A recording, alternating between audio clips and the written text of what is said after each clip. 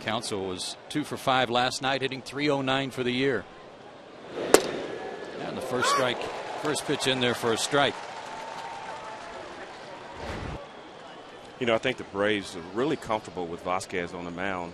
He's number 2 in the National League with run support from his offense, 6.91 runs per game. So when he's on the mound, the Braves go up there and they know they have a chance to win. Well, let's hope they can fire out some runs tonight and do it early.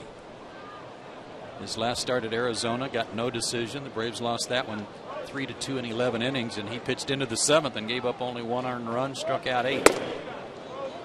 2-1 to Council, who was 6 for 24 in his career against Javi with a homer. You know, Javi's not one of those guys that's a flamethrower or anything like that. He's, you know, I talked about it in the open. He's got that really outstanding changeup. But the most important thing is he knows how to hit his spots with all of his pitches.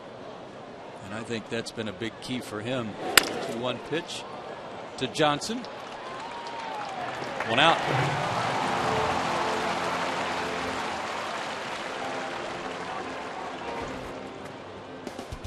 Here's your defense for the Atlanta Braves tonight. Out in left field, it's Garrett Anderson, Nate McLouth in center, and Jeff Francoeur in right. And around from third to first, you got Chipper Jones, Yuno Escobar, Kelly Johnson, and Martin Prado. And, of course, your battery, Brian McCann and Javier Vasquez. J.J. Hardy, the shortstop for the Brewers, steps in. 1 for 5 last night, hitting just .237 for the year. And he takes ball 1. You know, I look at this lineup, and there's not really too many weak parts in there. All these guys can hit. Mike Cameron, we mentioned him. He's been hot. And, of course, Prince Fielder who has been hitting lefties better this year. He's hitting .296 this year versus left-handed pitchers. They're a real offensive force. They don't hit for a high average as a team, but tons of power up and down the lineup. Well, you look at a guy like Jason Kendall, he's got 2,000 hits. Yeah. And he broke out of it a little bit last night. He'd been struggling, but got 2 hits. To Escobar. 2 ground ball outs to start. You know, you hear guys talking about pitching to contact, and Vasquez, that's what he does. He's not trying to strike guys out, but he has so much movement on his pitches. When he gets hitters down with an 0-2 or 1-2 count behind in the count, he can put them away because he has so much movement on his pitches. But he's not really out there trying to strike guys out. You know what I've said about him all year, Ron, that's impressed me about him is he gets all of his strikeouts from so many different pitches. He doesn't have one single strikeout pitch. He uses everything. Yeah, you know, some guys can go out there and just blow you away, but he uses all of his pitches to his effect. He knows when and where to throw them. And that's the key, being able to put them where you want to. This is Ryan Braun, who takes low. 1 for 5 last night, hitting .313. He's got 10 homers, 34 RBIs. This Brewers team started 4-9 this year, and they've gone 28-14 since. And that's the best record in the major leagues since April 22nd. Pitching, you know, talking to the guys over in that Brewers clubhouse, I talked to Mike Cameron. He says it's all about pitching. We can swing the bats if we get steady pitching like we did last night from Gallardo. They can score some runs and win some ball games, and they're doing that right now. They came in tonight in first place. Well, and I don't think anybody expected them to get the kind of pitching they're getting. Certainly they expected good work from Gallardo because he came back after missing most of last year, but guys like Supan and Dave Bush really chipping in. 2-0 curveball for a strike. You know, and now that you say that, I think about it. I think it helps to have a guy like a Trevor Hoffman on that ball club. You're talking about a guy that knows how to pitch. He's not going to overpower you, but he knows how to take these young pitchers and talk to them and get them in a rhythm and a frame of mind that they need to be when they start that mound, out on that mound. So having him, a guy like him out there is very valuable to the ball club. That's out of play. 2-2. Braves got some help late last night. If you didn't hear, the Dodgers rallied to beat the Phillies. Brad Lidge with another blown save, and they put a loss on him. Well, Rafael Furcal, the former Brave, has just homered off of Lidge in the 9th inning to tie the game this afternoon. It's 2-2, bottom of the 9th, out in L.A., and go Dodgers. Yeah, you know, Brad Lidge was unhittable last year, and all of a sudden this year he can't get anybody out. And Joe, you and I have talked about it. I still think he's tipping pitches somehow because he's just got too good of stuff to be getting hit that hard this early in the season. And that was the rap on him a few years ago, is that everybody in the league knew what he was throwing. He's doing it again. I guarantee you he is. You know, hitters like myself, we look for things like sure. that. Look for the weakness. 2-2 pitch. Got in on his hands a little bit, but he's still alive. Hey, you got to like that. I mean, he knows how to keep these guys off balance. You go up there and you look for that changeup or breaking ball, and he has enough velocity on his fastball to run it in there with some tailing action, and it'll just tie you up. Hoppy's 4-4 on the year, but just 1-3 here at Turner Field, so he'd like to get that record evened up the more he pitches here, and Braun giving him a good battle. Yeah, put this guy away and get your offense up there, and hopefully they can score some early runs. We talked about it earlier. They score runs when he's out there on the mound, and hopefully we'll see that tonight.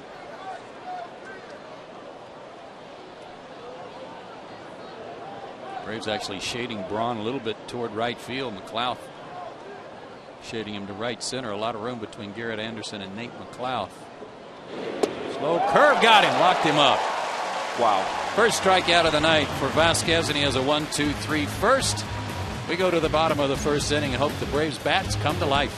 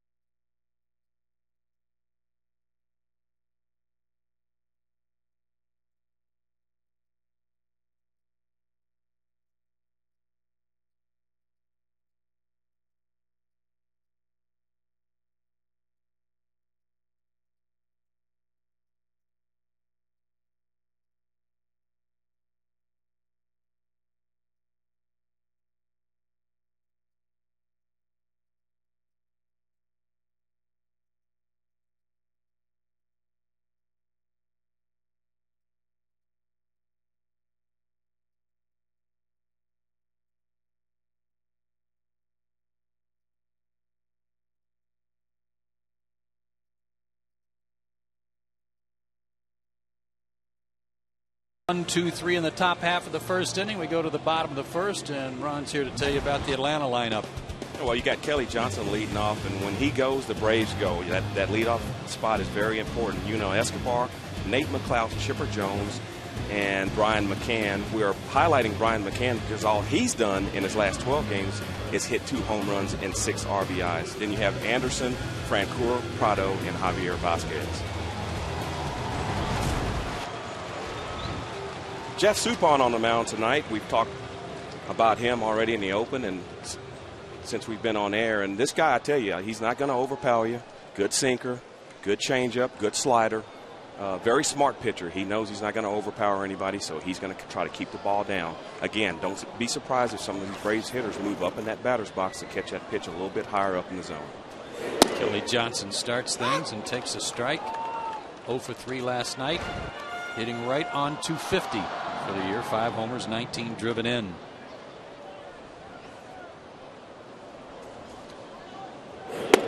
Suppan, 34 years old, 6'2", 230 out of Encino, California. 3-4 on the year with an ERA over 5, and the league hitting almost 300 against him. So he's around the plate. 1-2. You know, talking to Chipper Jones before the game, and he said, hey, look, you know, the key for us is going to be Kelly Johnson. He goes, when Kelly Johnson hits, we win ball games. He said, you can check the numbers. I guarantee you, when his numbers are high in that leadoff spot, we win games. Hit that one pretty hard, but Hart is there to flag it down. 1 out.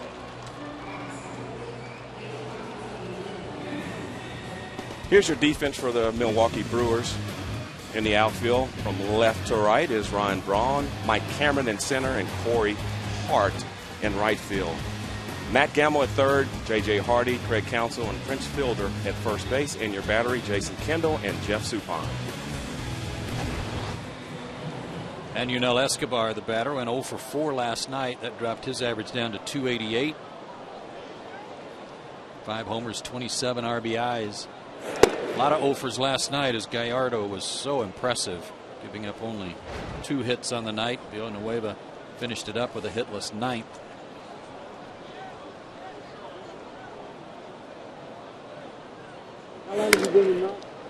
Off the end of the bat, foul.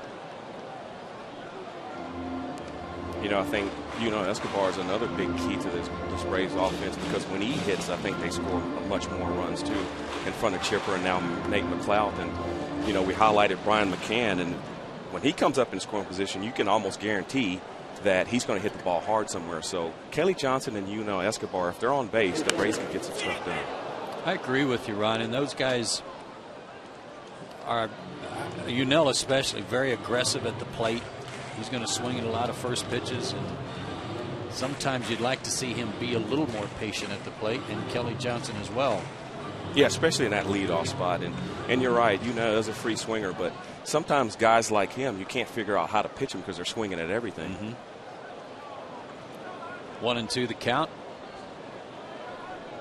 And a rare high pitch from Suppan, 2-2. Suppan's only 2-5 lifetime against the Braves, 1-4 in this ballpark, but last year pitched lights out against him. He was 2-1 against Atlanta, an ERA under 2.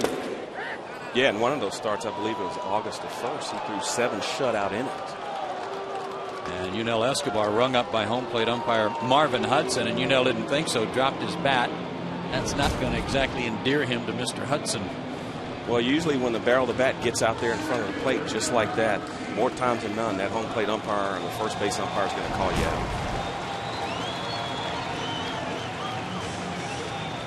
And that's the pitch I'm talking about. I mean, Suppan's not going to give you anything in the middle of the plate. He's too smart for that. Everything's going to be down in the dirt. Every once in a while, he'll throw you a waste pitch up in the strike zone to see if you'll chase it, but mostly everything is down. Nate McLouth broke in with the Braves last night. His first game in a Braves uniform, went 0 for 4. 3 ground outs and a pop-up, all on the infield.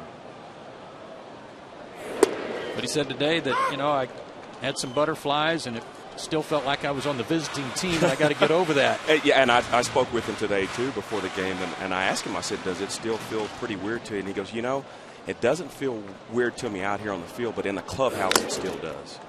And so he's trying to get used to his teammates. That'll take a while. He's hitting .250. 9 homers, 34 RBIs. Suddenly the team leader for Atlanta is the new guy in homers and RBIs. And there's his first base hit as an Atlanta Brave. That is good to see. Hooked it just past the glove of Prince Fielder. That'll help you take a little pressure off. Yeah. Way to go, Nate. Hey, this is the tough pitch too. Again, Suppan's he's not gonna give you anything too good. It's a pretty good pitch that he made there, but Nate McLouth looks like he's pretty relaxed at the plate today, and it showed just there. Getting that first game under your belt always helps, and a little smile on his face too. Here's Chipper. He's hit in 15 of his last 19, but last night was not one of them. Went 0 for 3, but still hitting .315. 5 homers, 23 driven in. And there goes McLouth. Good pitch to throw on for Kendall, but McLouth's in there. That's 29 straight successful steal attempts for Nate McLouth, and he's 8 for 8 this year. Hey, you have got to love this if you're an Atlanta Braves fan, because this is something that has kind of been phased out of baseball for a while with the steroids accusations and the steroid era. Everyone was relying on that 3-run home run, but now it's starting to come back into the game. Guys that can steal some bases and put pressure on the defense. This is one thing that the Braves really need. An incredible percentage for Nate McLouth as Chipper takes strike 2. McLeod now 65 for 70 in his major league career in stolen bases, and has never, or excuse me, he's been thrown out once by a catcher. The other caught stealings were from pickoffs by pitchers. You know, you don't have to be a speedster to steal bases, and McLeod is one of those guys. He knows how to read pitches and get a good jump, and you know, sometimes that's just a natural thing. I asked Chipper yesterday about if McLeod is hitting in front of him and steals a lot, would that bother him leaving first base open? And he said no. He said if they put me on, then we got McCann hitting with runners at first and second, and that's a good setup too. Yeah, Chipper's all about winning ball games. Yeah, he knows he's going to hit. He knows he's going to get his RBIs, but he wants to win. You know, I talked to him before the game. He says, look, I want to win ball games. I'm not out here to try to, you know, be this superstar. I want to win ball games. And, you know, I told him, I said, you know, the Braves are going to do whatever they can to get the people or personnel out on the field to help them win. Well, he has worn out Suppan in his career, 7 for 10. He's also walked 3 times against him. That's out of play. Still 2-2.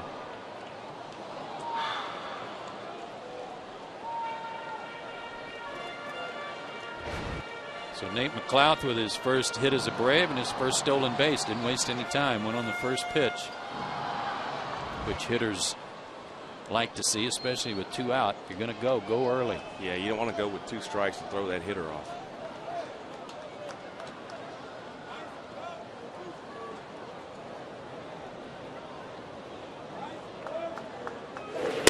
Curveball misses. Full count. And this is where Chipper, is a polished hitter like he is, knows that Suppan has a base to work with, and Chipper's got to be careful he doesn't stretch his strike zone too far. You know, and that's what's good about having a guy like Brian McCann behind you, because you know if the pitcher's going to put you on, you got a guy back there that can hit and is going to put the ball in play. And that throws the pitcher off also. Payoff pitch. Down the line, but out of play.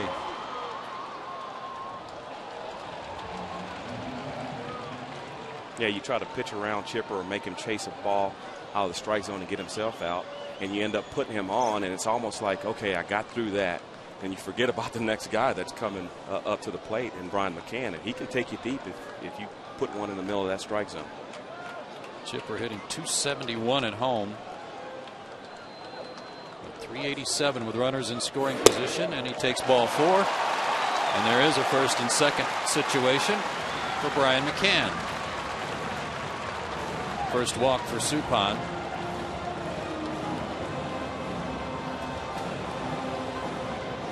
Showed you those good numbers for Brian McCann in recent days.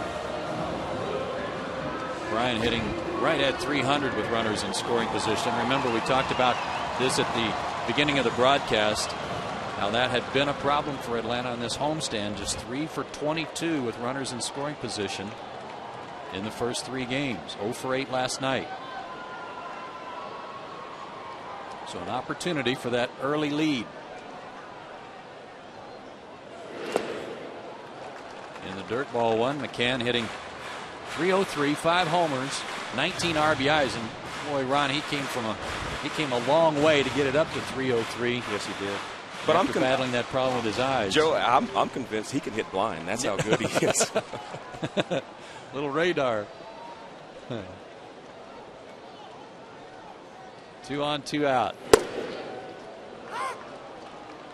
And a sinker for a strike, 1-1. Good crowd here tonight. Yeah, Joe, I really do like this lineup, especially if they get Cotchin back anytime soon. In the air out behind third, but playable for Hamel, and he's got it.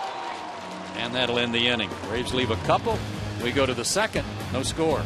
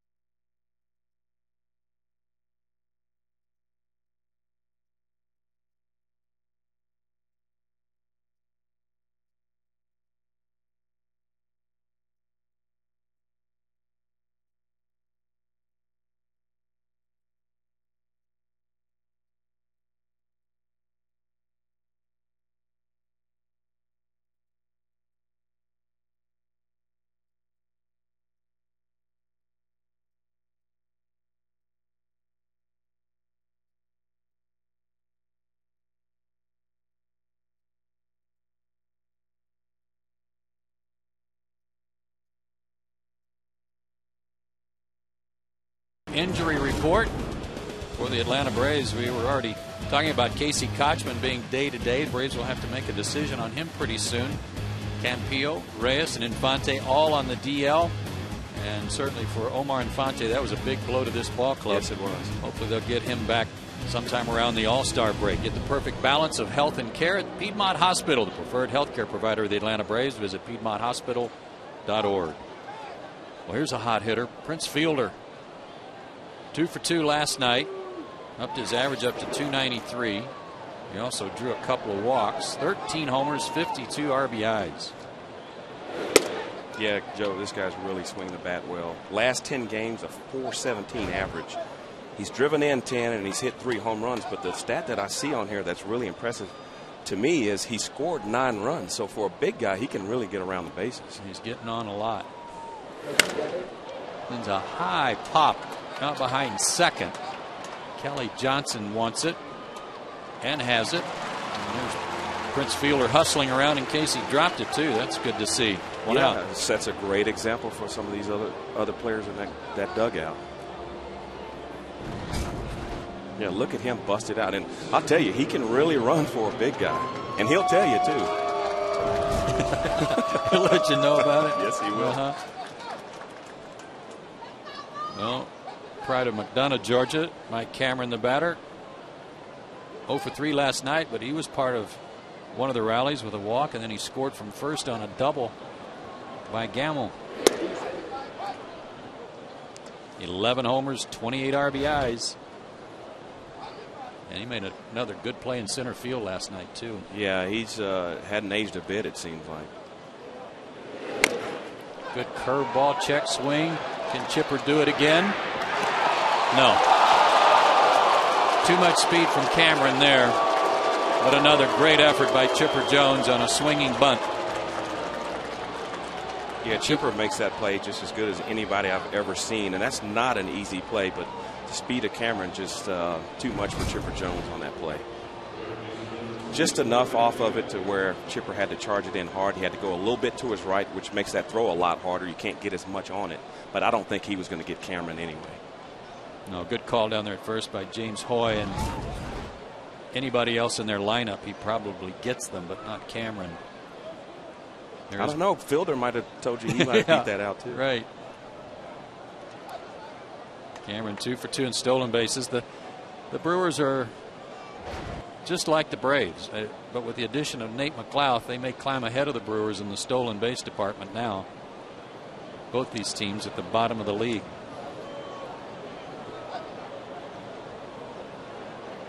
Gamble hitting .256, a homer, 9 RBIs since he was called up.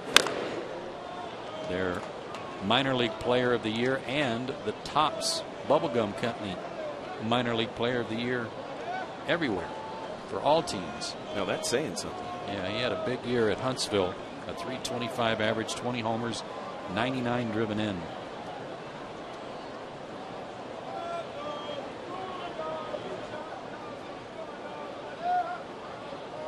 Vasquez taking a lot of time here. The 0-1 pitch. Nice play by Prado.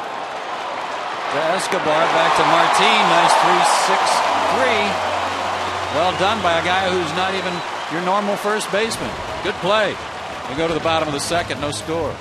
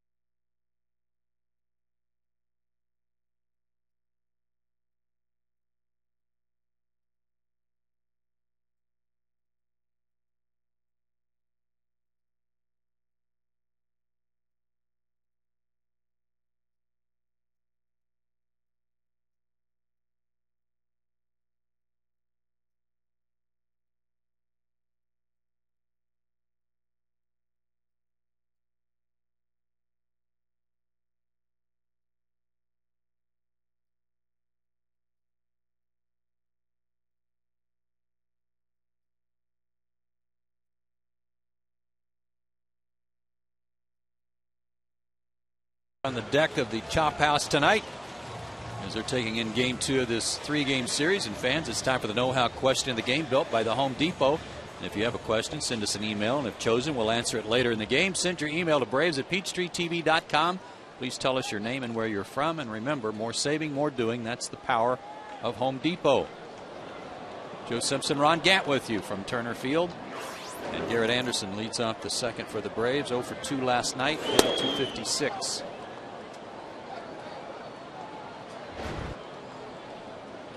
Sweet swinging Garrett Anderson. He's got one of those pretty left-handed swings. Yeah, Joe, I had the pleasure of playing with him in Anaheim, and you know, there is probably not anyone as clutch as him with RBI situations. He gets a runner out there on second base more times than none. He gets him in. He has a great idea of the strike zone. 2-1 to him. He's had a lot of at-bats against Suppan in his career. 7 for 28, a .250 hitter, but 3 of the 7 hits are homers.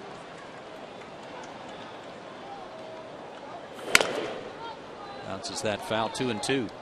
Yeah, he uses a huge bat too. I think it's something like a 36-36 or a 36-35, so it's real heavy. One time I told him it still had the leaves on it. Very nice.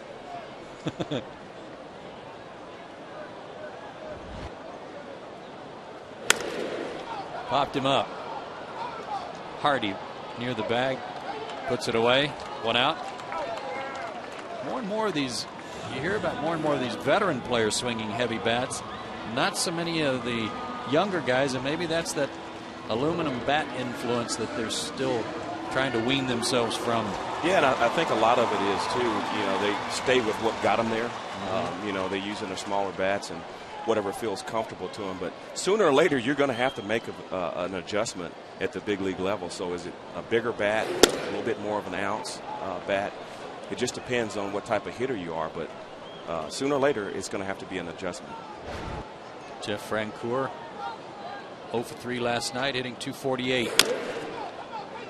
And now 0-2. I saw him briefly before the game, Rod, and he had a day off when the team got home, and I asked him about the work he put in the cage. What was that about? And he said that he worked on his stance a little bit. He's trying not to stride, just kind of pick up the left heel and put it back down, try to let his hands do the work.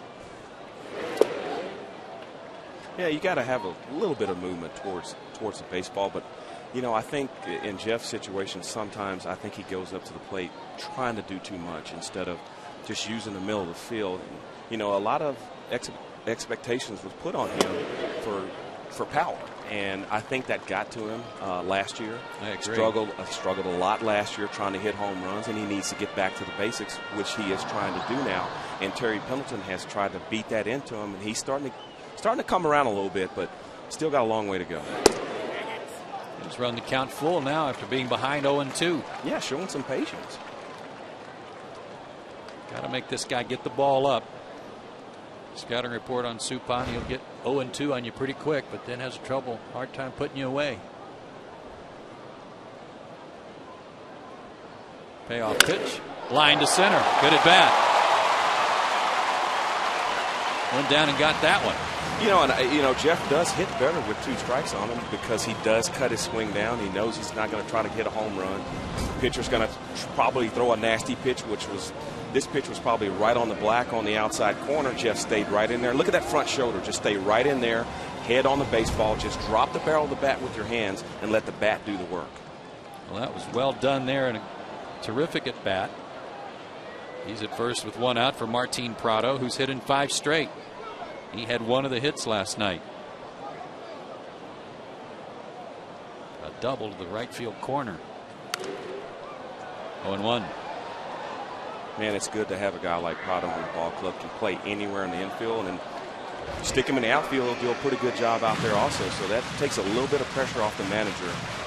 When he needs to put that lineup up, he knows he has a guy that can play anywhere on the diamond, and that's a big, huge plus. He's always working on his game too, Ron, at all positions. I heard him having a conversation with Terry Pendleton about an at-bat a couple of days ago where he was talking about the count and what his thoughts were, and wanted to check with Terry to see if he concurred that he was looking for the right pitch or thinking the right way, because he wants to do well. He wants to be a complete player, and you got to admire that. He can hit, and you know, when they go on the road, they have one trunk just for all of his gloves. A big one. 0-2 again. Can't put him away. Base hit.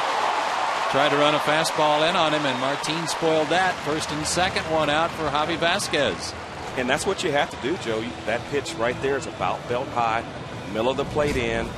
Again, Prado just drops the barrel of the bat on there. That ball was running in a little bit, but front shoulder flew open just a little bit, maybe looking for that fastball in, two-seamer. Barrel of the bat goes through the strike zone pretty quick when you use your hands. Against Suppan, knowing that you're going to get sinker slider all night long, do you ever worry about the fastball from this guy? I mean, or do you know that I can fight it off if I have to? You know, you got to stay in the middle of the field, and you know he's not going to overpower you. Now, more times than none, when he throws that ball inside, he's trying to get it in off the plate to jam you or just to get you to think inside and then go back outside. Right there was a mistake. Let's see if Bobby has Vasquez swinging or bunting the runners up. He squares and takes a strike. He has more sacrifice bunts than anybody on the team. He has 7. And I mentioned a stat on the team at the beginning of the broadcast. This is the 34th inning on this homestand for the Braves offense, and this is only the 3rd time they've had more than 1 hit in an inning. So maybe it'll lead to an early run or 2. Good bunt. Suppan checks third. It'll go to first. 2 men in scoring position for Kelly Johnson. Very nice. And Joe, you mentioned it during batting practice, something that you hadn't seen in a long time, and I think this is one of the reasons why, or one of the signs why, that you see that teams are starting to go back to more traditional baseball. Is for the first time in a long time, we saw the Braves out there taking a lot of bunts, not just the pitchers, right, the position players also. And I think that's good because you can track the baseball. When you bunt, you have to track the baseball all the way to the bat, and that'll carry over into the ball game. That's a good point, Ron, and it's just a good drill for everybody to go back to once in a while. Kelly, a little tapper on the first pitch, but Counsell is going to throw him out, and the inning is over. So the Braves threaten, leave runners at second and third. We've played 2, no score at Turner Field.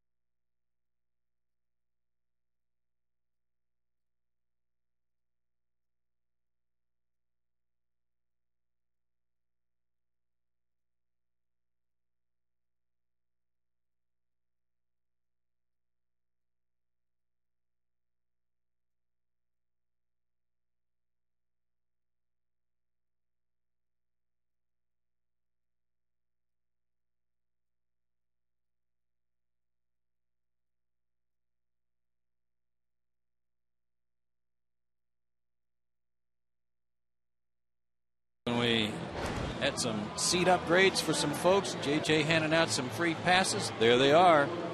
These are the recipients of the Big Smile seat upgrade, sponsored by Dr. Deborah Gray King and the Atlanta Center for Cosmetic Dentistry.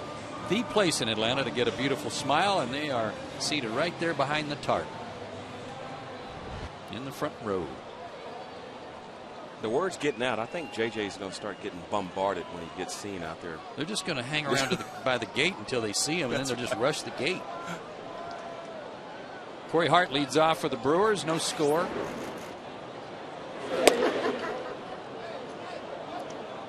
Hart went 0 for 4 last night. Just 3 for 19 on this road trip. Brewers were in Florida before coming to Turner Field. Vasquez drops down a little bit. 1-1. Hey, congratulations to Brett Duvall. The Rome Braves swept a doubleheader last night from Augusta, and Duvall fired a complete game shutout. Beat Augusta 1-0. 1-2. Braves organization is just incredible at finding guys like that. Every year you hear about another guy that's throwing, coming up through the minor leagues that has a great arm and throwing shutout innings. And I think that gives them the opportunity to make the trades like Nate McLeod and do the things they can do. You have a lot of leeway in this organization when you have those type of players to go out at the deadline and get a pitcher or an outfielder if you need. Sure. As was the case with the young man from Rome, Jeffrey Locke, who was included in the deal for McLeod.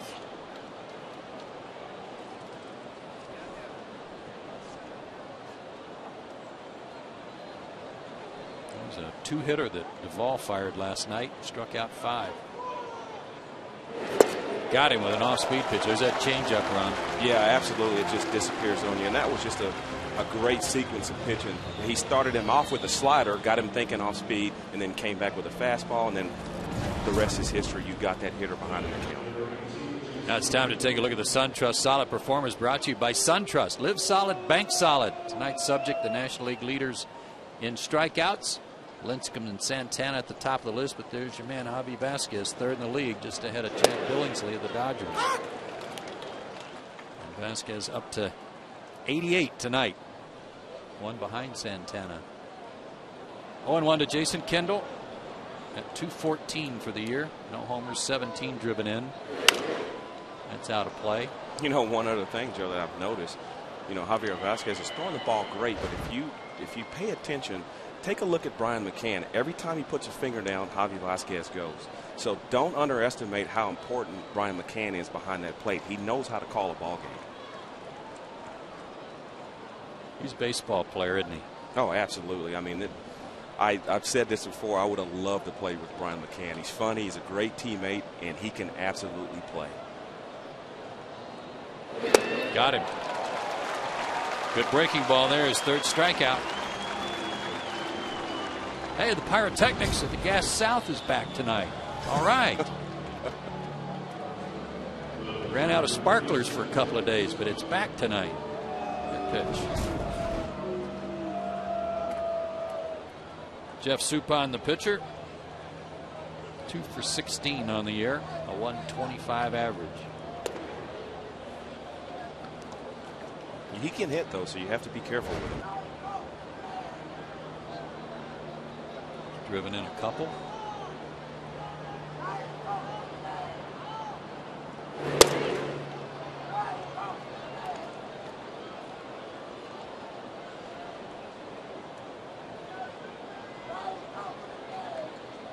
Vasquez came in averaging 11 strikeouts per 9 innings. That was 4th best in the major leagues. And his 5.38 strikeouts to every walk is 3rd best in the National League.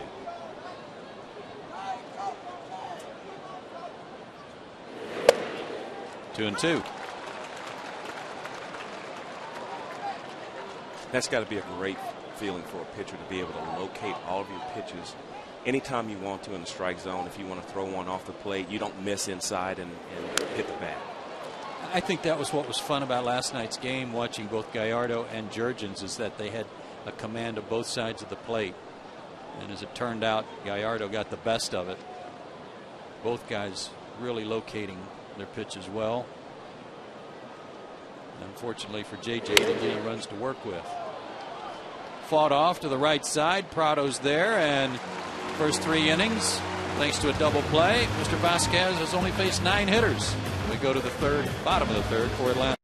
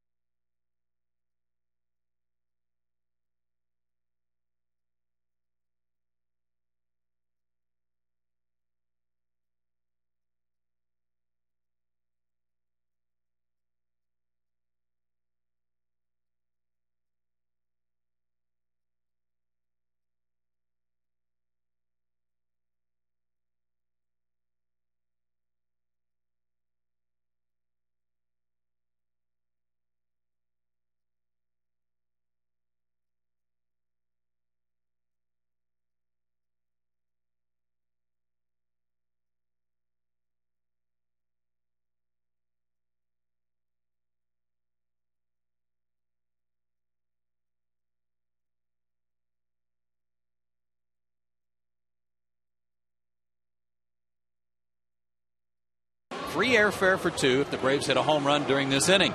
Visit PeachTreeTV.com/Braves for official rules and enter for your chance to win. AirTran Airways, go. There's nothing stopping you. Perfect inning for that because it's the heart of the order for Atlanta here in the 3rd inning. Escobar, McLeod, and Chipper. Escobar took a call, well, actually a check swing. He was called out on a check swing, 3rd strike, his first time up. Joe Simpson, glad to have Ron Gant alongside tonight. Glad you're with us on Peachtree TV.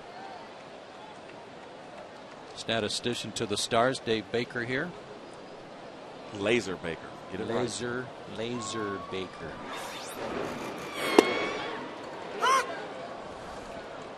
Strike 1 to Yunel. Yeah, Joe, this is a part of the game where you want to try to get something going here. You got the right guys up there. A little trouble last inning for Suppan. Get him on the ropes a little bit. Hey, first guy up there, try to get on base. Get on there any way you can because you got some big hitters coming up behind you.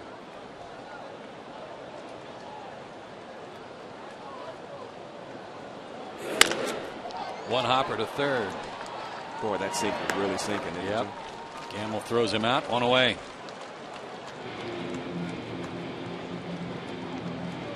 If you just joined us, Nate McLeod picked up his first hit as an Atlanta Brave with 2 out in the 1st inning, and on the first pitch to Chipper Jones, he swiped 2nd. Chipper later walked, but McCann fouled out. The inning was over.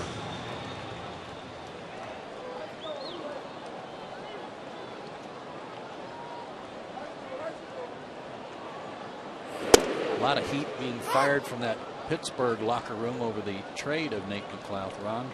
A lot of guys upset by that. Yeah, Adam LaRoche was very vocal about it. 0-2.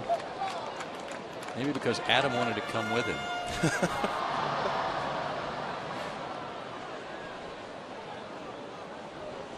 Another 0-2 count for Suppan. 1-2. Yeah, it's tough. It's got to be tough, Joe, to lose a guy that is the leader of your ball club. He's a great athlete. Adam LaRoche was saying he's a great teammate, and all of a sudden he's gone, and you feel like your chances of winning goes out the window with him. Took a close one there, 2-2.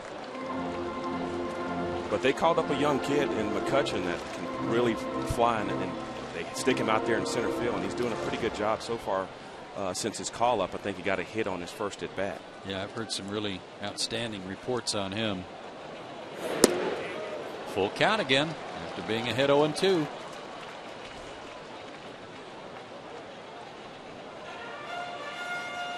Chipper Jones to follow. 1 out, no score, bottom of the 3rd. Yeah, Suppan's going to nibble like that. And if you swing at those pitches, he's going to continue to do it. If you make him throw strikes, he's going to have to come in. And a good at bat by Nate McLeod. Speed on the bases. Second walk issued by Suppan, and here's Chipper. Let's see if McLeod runs again in front of him.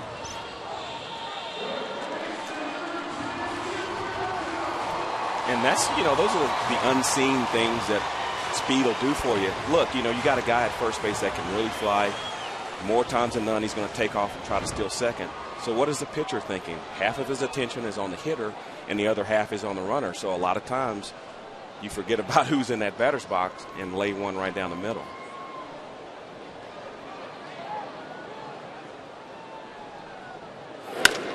And he did, and it was hit hard, but right at Braun, who makes the catch. 2 down.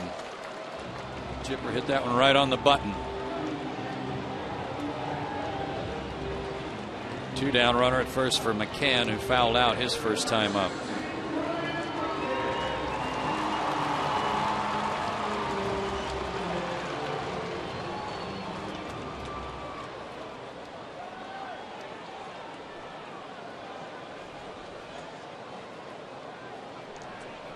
Ryan's average now at an even 300.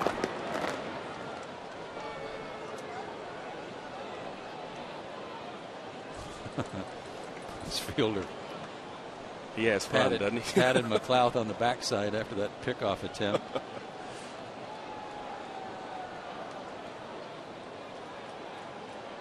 Speaking of popular teammates, Prince Fielder, very popular among his gang.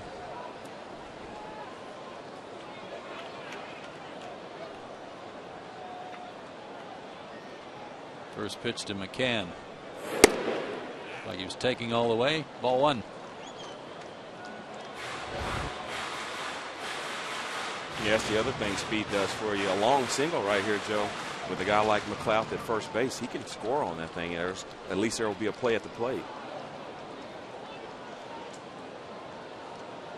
That's a good point, Ron, and one that you have to consider with Anderson batting behind McCann is if McLeod steals here, they're more apt to walk Bryan to pitch to Garrett than they would have, say, to pitch to McCann by walking Chipper. And that's still dangerous. Yes, I know it is. But as you point out with McLeod's speed, he might be able to score on a double here with 2 out.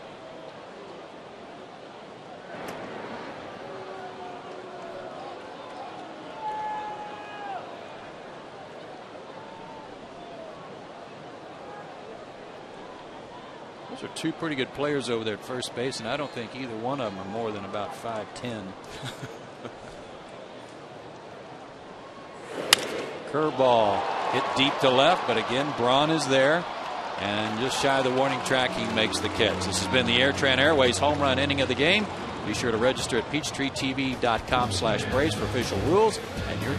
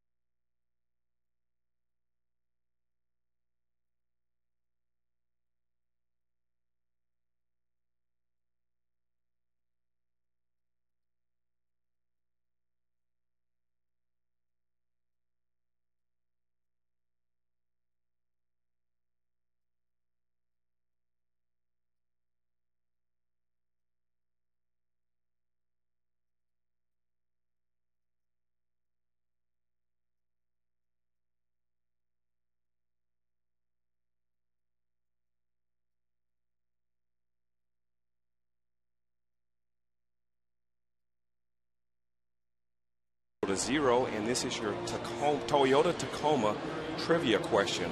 Tonight's question is, who are the 6 major league players that have had back-to-back 30-30 seasons, 30 home runs and 30 stolen bases, back-to-back years? That's a good one. Joe, you might know one of these guys. I might know one of them. Might be real close to one of them. No, not you, Dave. Good try. Yeah, that year you only stole 29. I remember it was tough. Got thrown out at second to end the season.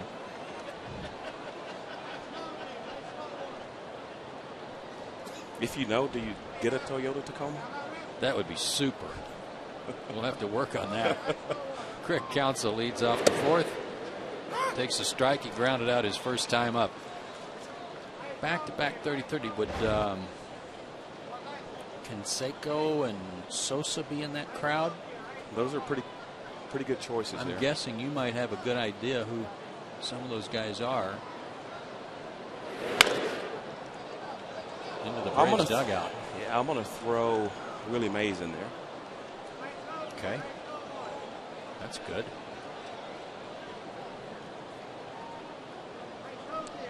Barry Bonds might be a good. I think Hanley Ramirez was in there last year. Perhaps, but I don't know if he's done it back to back.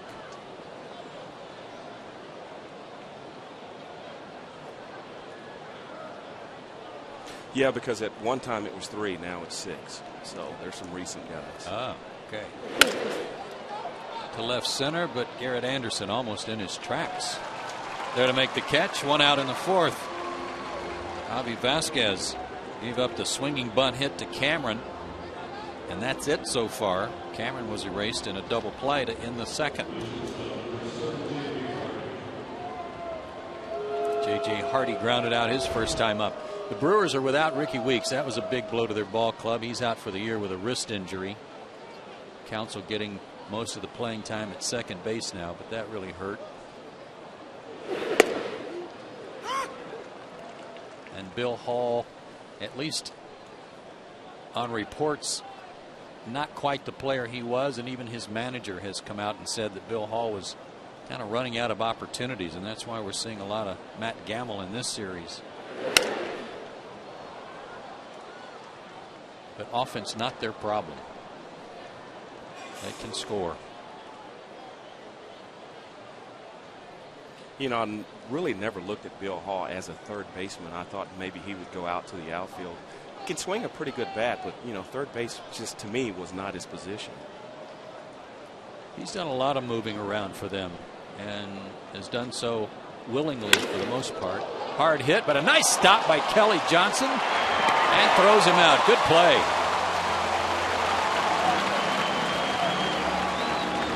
That was sharply hit and looked like it was going to be up the middle. You know, and that's the other thing about playing behind a guy like Vasquez. You know he's going to stay away from these hitters, so you can squeeze the middle a little bit. You know, it depends on who's up there hitting, of course, but more times than none, they're going to try to go up the middle against a guy like him. He's so good with his control. What a play by Kelly Johnson. 2 out for Ryan Braun, who took a called third strike on a good slow curve his first time up.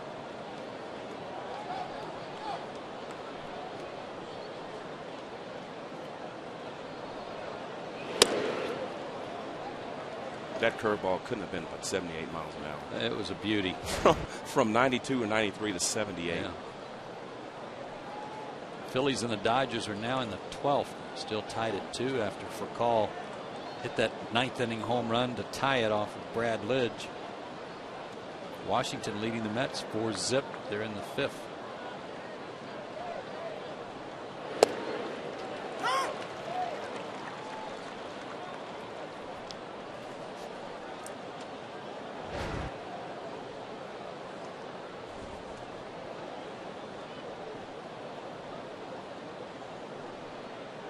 One and one the count. One thing the winning has done for the Milwaukee Brewers, certainly last year getting in as the wild card and playing so well this year, has been attendance. They drew over 3 million folks last year to Miller Park, and they're averaging over 37,000 per home date now. And I was told tonight that for their midweek series against the Rockies next week, when they go home, they've already had a pre-sale of 35,000 each game for Tuesday, Wednesday, and Thursday. And school is still in session up there. It's a beautiful ballpark. I had a chance to play in it, and it's very, very fan friendly. Cardinals a loser last night. That puts Milwaukee in first all by themselves by a game.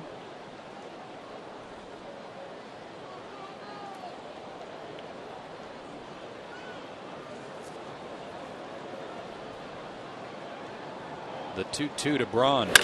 Hit hard, and again at Kelly, and right there, he's been the man this inning. 3 up and 3 down again for Vasquez. We go to the bottom of the 4th. How about a run?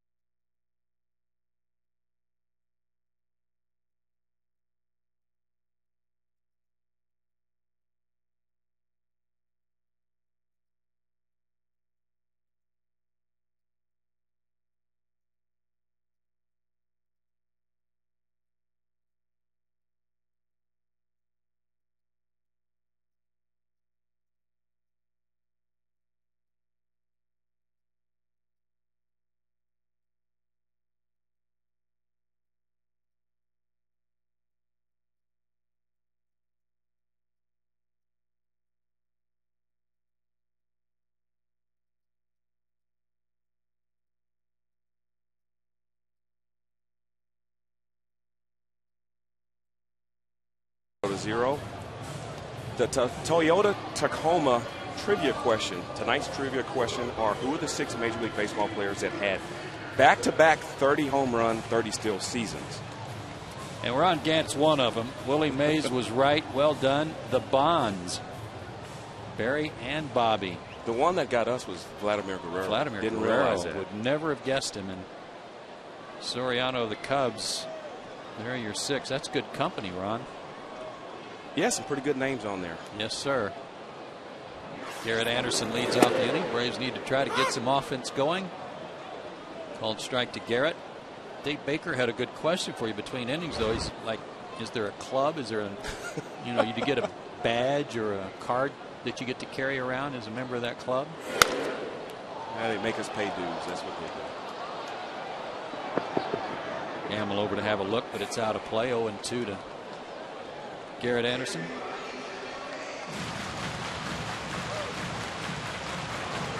Willie Mays, 56 and 57. Wow. I mean, that, back then that was unheard of. 90 and 91. Mm-hmm. God, what were you, 12? 12 and 13 years old. That was pretty good. Yeah. Yeah, a long time ago. Just off the plate, 1-2.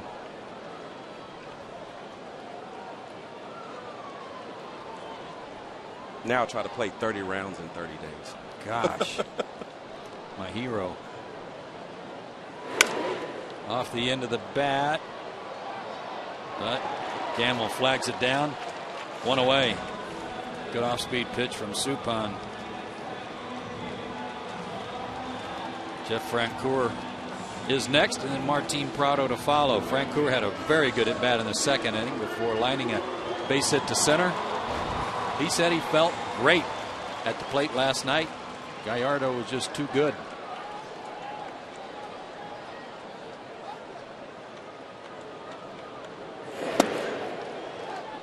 Yeah, last night's one of those nights where you just, hey, tip your cap to a guy that was just on. He was just unhittable last night.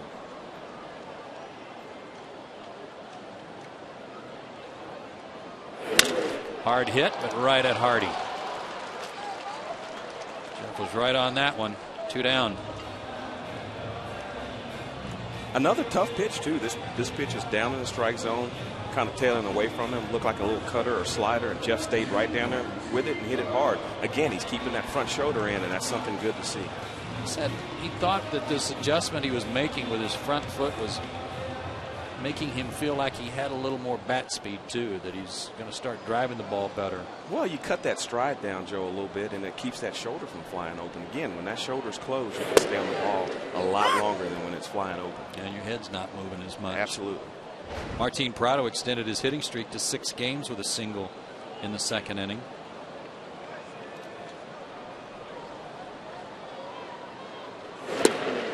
Chases a bad one there, 0-2.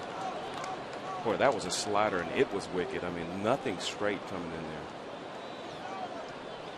Suppan's in his 12th year.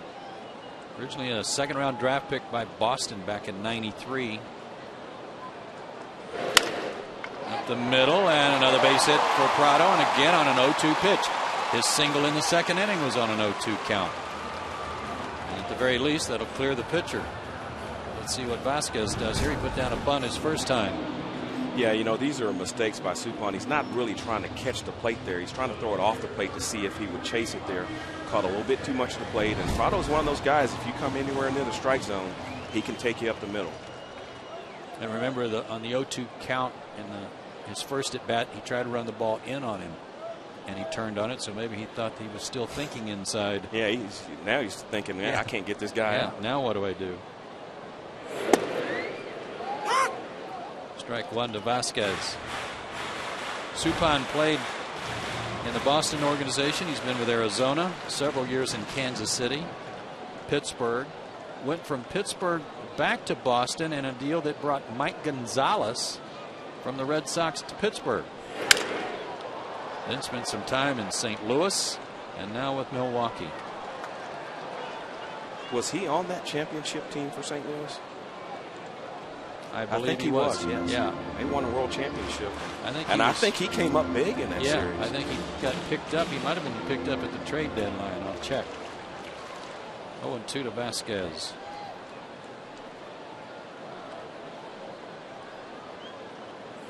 He spent the entire year with St. Louis that year.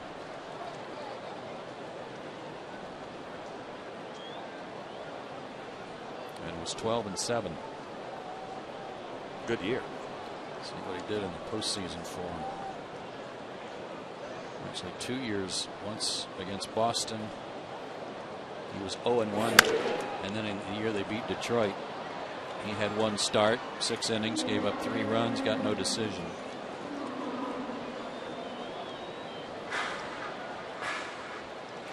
Guy knows how to pitch. He's been around a long time. 12th year. He's had 10 or more wins for the last 6 straight seasons. He's had 30 or more starts for the last 10 straight years. Very durable, too.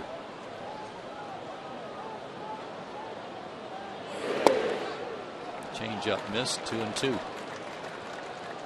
He's a 73-mile-an-hour beauty. Swing at that thing twice before it gets him.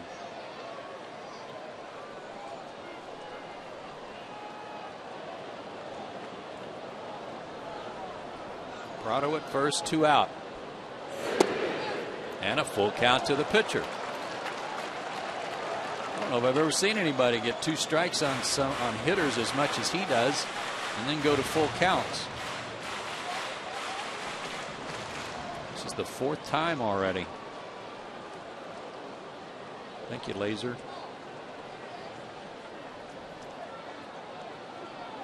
Well, that's part of the nibbling part. I mean, he's going to do that. He's going to work a lot of full counts because he wants you to chase. He's not going to try to throw anything in the strike zone. But if you lay off of him and he has to come to you, then you can get a good pitch to hit. Prado will be moving on the pitch. There he goes. Called 3rd strike, inning over. Vasquez didn't like it, but Suppan out of the inning. We're still scoreless through 4.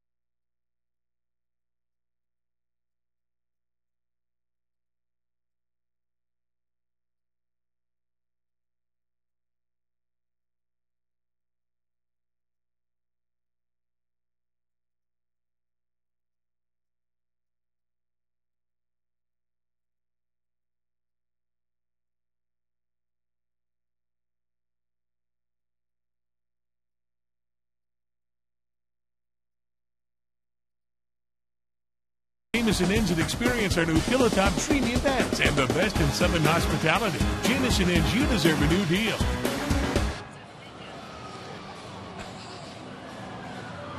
Four innings in the books. No runs, only 1 hit for Milwaukee. No runs, 4 hits for the Braves. And this inning's pitch speed is brought to you by Bayer Advanced.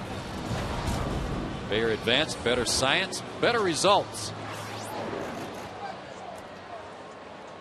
Prince Fielder, Mike Cameron, and Matt Gamble due up for the Brew Crew.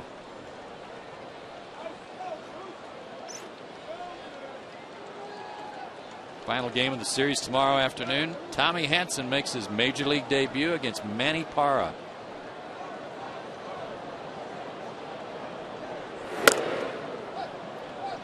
Fielder popped to second his first time up.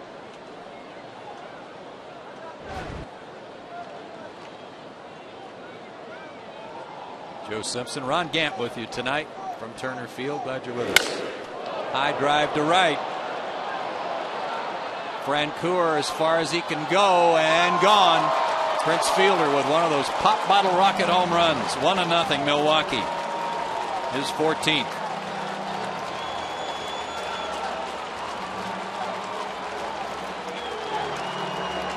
He is so strong. You know, Joe, I don't think he got all of that. He hit it straight up in the air, but he is so strong that he doesn't have to hit the ball real hard.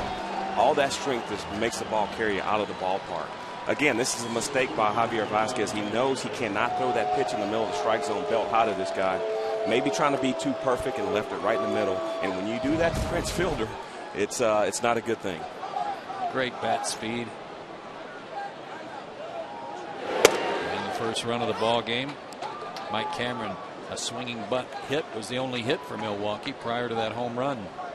Cheeseheads are fired up.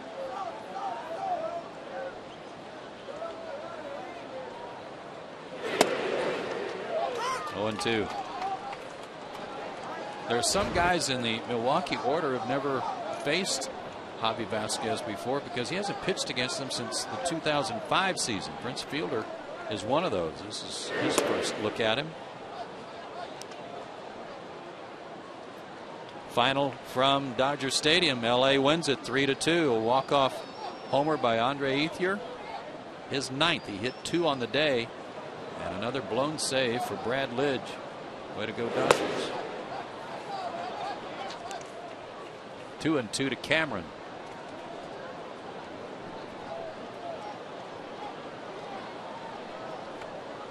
Yeah, if you're not careful here, it could be back-to-backs. Keep the ball down in the strike zone. Good fastball hitter, too. Got him to chase something a little off speed. 4th strikeout for Vasquez, and Gamble will be the batter.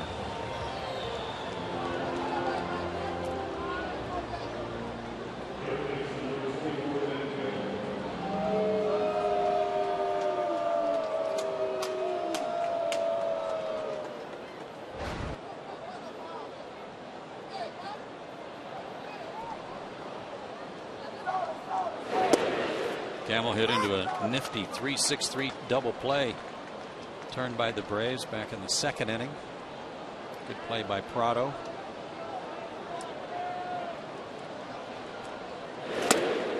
Oh, 2. When you broke in as a second baseman, did you love playing second base, or did you grow to love playing the outfield? You know, it was a little bit of both. I enjoyed playing second base, you know, especially being a power hitter and playing that position.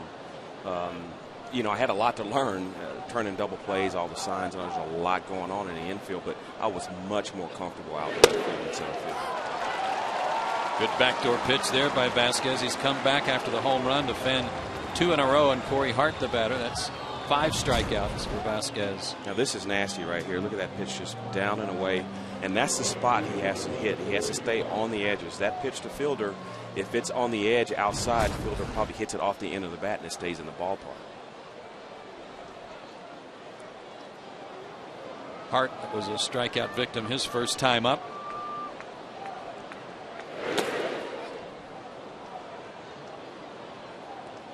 Corey Hart's a good player and do a lot of things to help you win.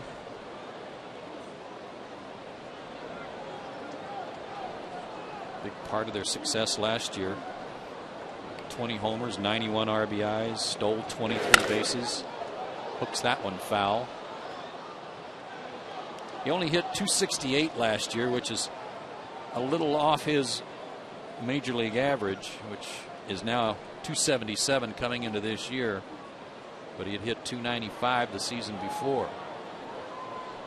Good outfielder, too. Yeah, probably just trying to hit a little bit more for power. And you mentioned that he had 91 RBIs last year, so a good year for him.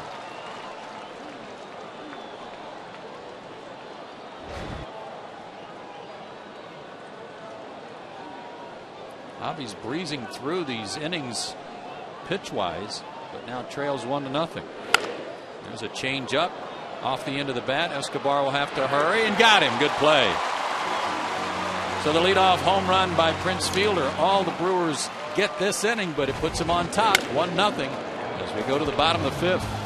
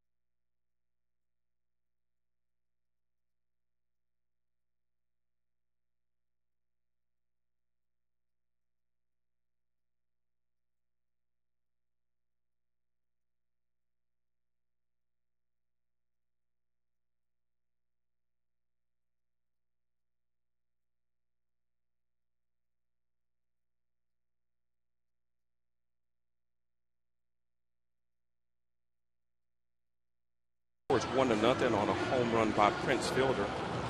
Braves fans, Braves baseball on Peachtree TV in high definition is brought to you by the Georgia Aquarium. There's always something new at the world's largest aquarium. Visit georgiaaquarium.org. It's a great place, isn't it? Yeah, I've been there. The kids love it. It's phenomenal. It's fantastic. Sure is. Wonderful place. Top of the order for the Braves, trailing by a run. Kelly Johnson takes a strike. He flied to right his first time up, then came up with runners at second and third and 2 out in the second, and went after the first pitch and hit a ground ball out to Counsell at second base. That was hit hard, but again, right at Hardy. Line shot, 1 out.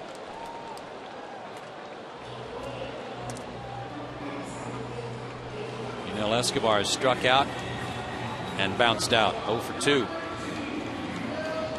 He's 0 for his last 8. He's due. Yeah, Yunel's a little bit out of rhythm right now, but it doesn't take him long. Just one good at bat, and he's back in the groove.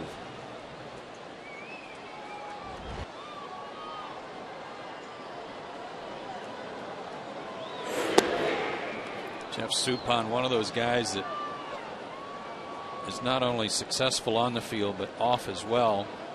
He was the Brewers nominee for the Roberto Clemente Award and Marvin Miller Man of the Year Award last year. There's a base hit. There you go, Ron. Snaps an 0 for 8. Brings up Nate McLouth. Yeah, Escobar is one of those guys. He might go through a little bit of a period where he doesn't get any base hits, but it's not going to take him long. I've never seen him go through one of those long periods of droughts where he doesn't get base hits. He's telling Prince, I hope to hit one as far as you do someday. Grow up to be like you one day. Yeah. Which is pretty good given Yunel's limitations on language so far. He's learning some English, but not able to converse a whole lot. Nate McLouth takes a strike. Singled and stole a base in the first inning, walked in the third.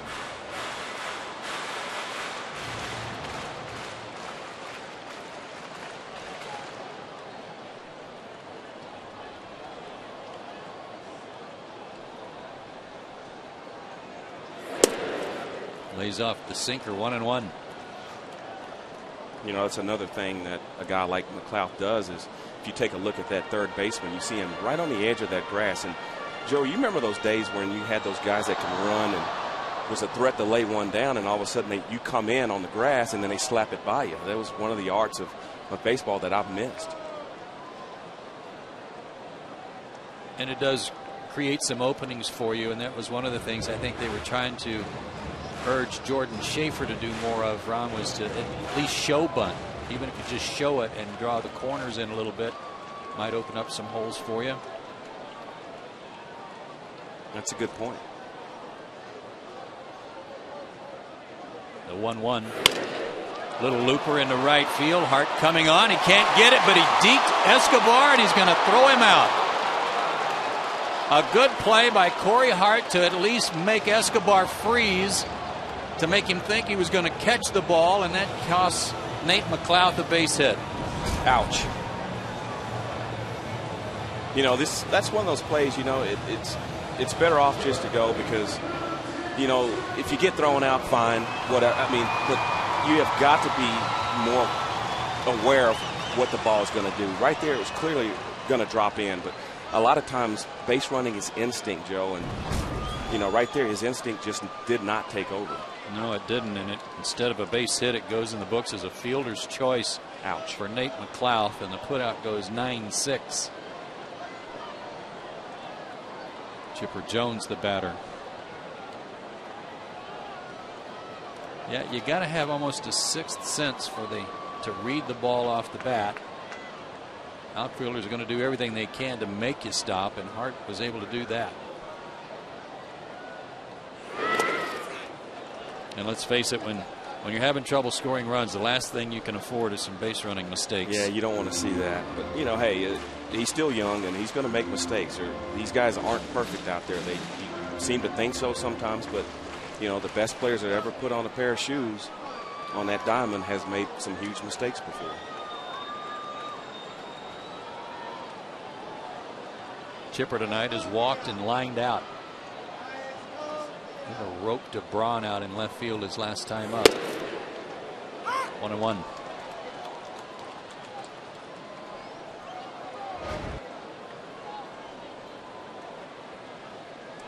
A win tonight, the Braves can pick up some ground on the Philadelphia Phillies. They came into the game 6 back in 3rd place.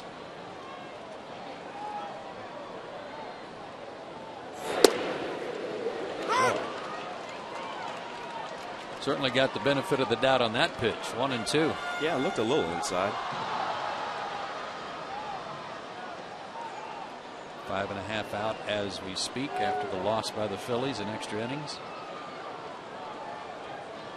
Yeah, the Braves dodged a bullet last night also. Dodgers came back and won the game in extra innings last night. 2-2. Florida Marlins just keep kind of milling around too. As poorly as they've played after that great start, they're only 7 out. And they have a tough team to figure. Good starting pitching. Off-speed breaking ball, and that was close. Full count. 2 out. Fielder's letting Suppan know he's going to play behind the runner, so McLouth will get a head start. And certainly running on the pitch, he could score on a double here. Let's see how they pitch to Chipper. There goes the runner.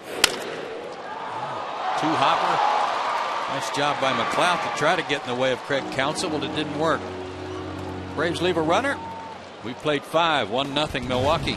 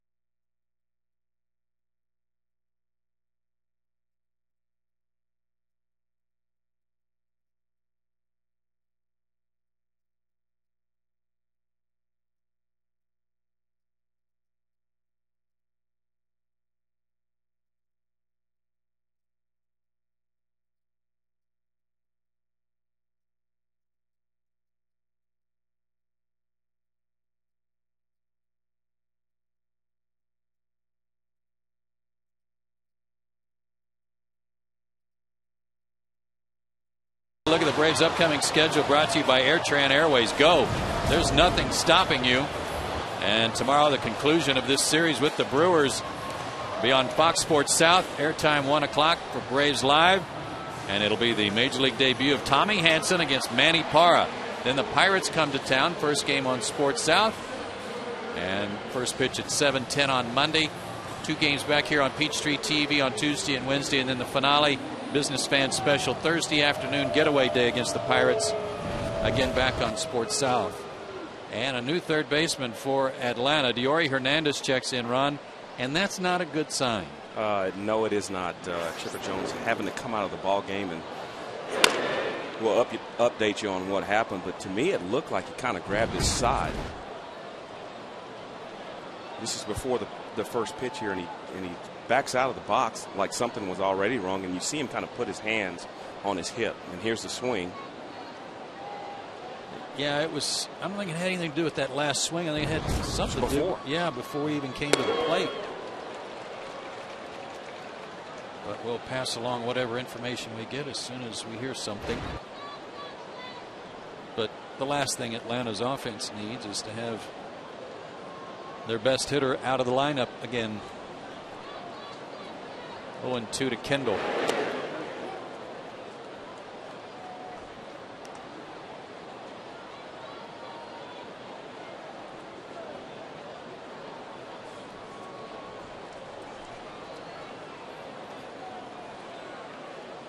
Prince Fielder home run in the 5th inning, the difference so far, and a nice little flare to right by Kendall on a 1-2 count.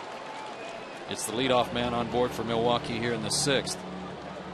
And we'll bring up Suppan. Here's another case, though, Ron, where Kochman's injury leaves Bobby Cox a little short-handed on the bench. Chipper's out of the game after the 5th inning. Hernandez has to come in. And if Kochman can't play, kind of limits how many moves you can make off the benches for Greg pinch hitter. Greg Norton would be the only guy.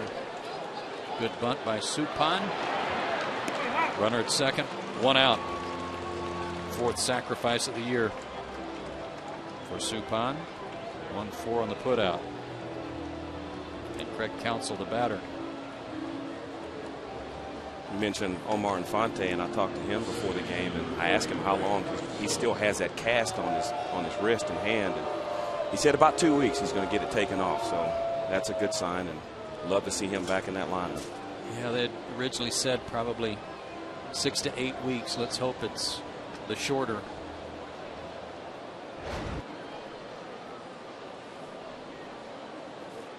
Counsell is grounded out, flied out. He's changed his stance a little bit, Ron.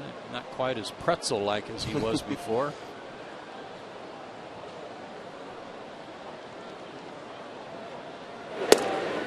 Yeah, Joe, it's a game of adjustments, and you know what he was doing wasn't working for him. So I'm sure his frame of mind was, I got to get shorter, I got to get quicker to fight off some of these hard fastballs inside on me. And he's not as high with his hands anymore as he was, and I think they're in a better position now. Yeah, as you said, the older you get, the shorter you got to make your swing, just to try to be a little quicker. Good player, good versatile utility player, and he's going to be playing a lot with Weeks out. Ricky Weeks. Good backdoor pitch, 1-1. Yeah, Counsell won a World Series with the Florida Marlins. And with the Diamondbacks. He's got a couple of rings.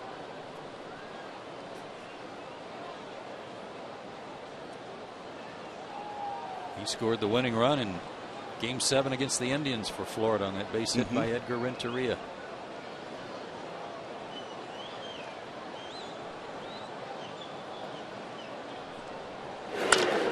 Down the line, but foul.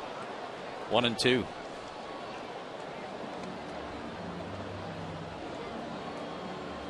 Ryan Braun on deck.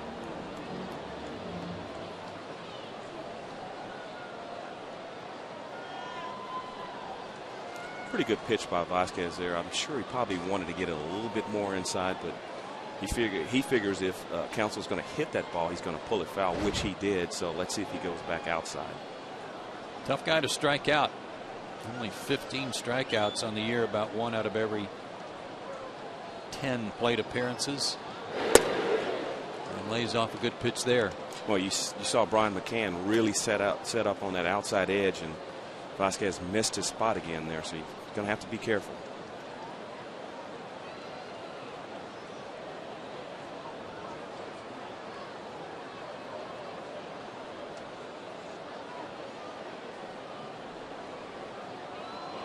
Runner at second, 1 out, 1-0 Brewers, 6th inning. And now Javi wants to chat with Brian.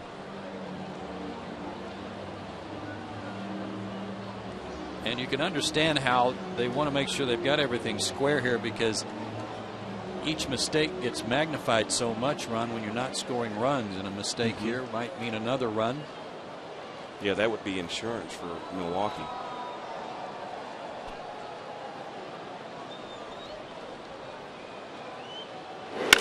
And line down the right field line. That might get past Brancourt, and it does. It'll go all the way to the wall. Kendall scores easily. Council's at second with an RBI double, and he continues his hot hitting with runners in scoring position. 2-0 Brewers. Looked like a breaking ball. Yeah, I think you're right, Joe. And again, a mislocation. That ball's breaking right back towards the middle of the plate. Maybe Vasquez is starting to tire a little bit, but he's been pretty efficient out there, so I don't really see that happening. But this pitch is up in the strike zone, somewhere where he shouldn't be. 7th double of the year for Craig Counsell and his 9th RBI. And pitch number 70 about to be delivered by Vasquez on a very pleasant night. Hardy is 0 for 2. I think I said Braun was on deck. It's actually J.J. Hardy, and Braun is now on deck.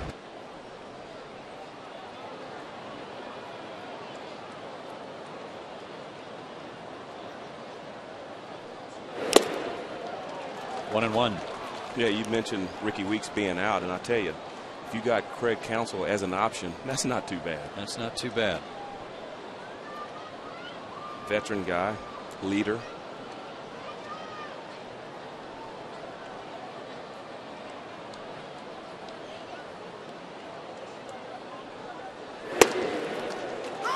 Fastball there. You got Braun looking for something else.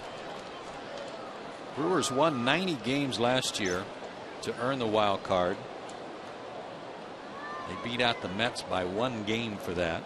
CC Sabathia had a lot to do with Yes, that. he did.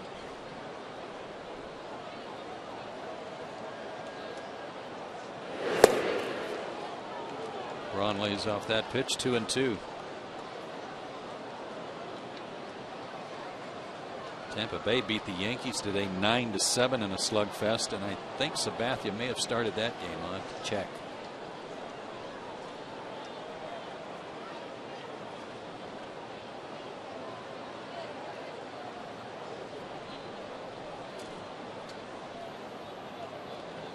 I can't keep my Hardys and Brauns straight. But this is Hardy, and Hardy strikes out. I believe Hardy might have had an argument on this pitch. This pitch is running in off the plate inside, and you know, as much as I hate to say it, that's a ball. And I am a hitter, by the way, if you didn't know. Well, he was definitely upset with that. And now the aforementioned Ryan Braun, as Hardy gently places his bat back in the rack. Did you ever come in after making an out and just go berserk? You never did that. You're too calm and collected. I never did that, but I went through some helmets, you know, and was hitting into double plays and crossing first base, and sometimes the helmet took the brunt of that. I was bad, Joe. I was really bad. In the minor leagues, it's not a good thing when that happens, because then you got to go back and tape up your helmet. That's right.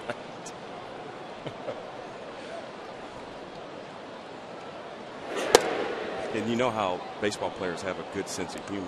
I was pretty bad at that, and one year they came up with an award for me in the minor leagues, and they went and got this trophy that had a donkey on it, and they painted the rear of the donkey red, and they I can't say it on air, of course, but it was the Red Rear Award. Yes. That's as close as I can get.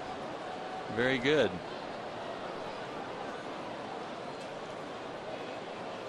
Counsell still at second, 2 out. 2-0 to Braun. Fielder on deck.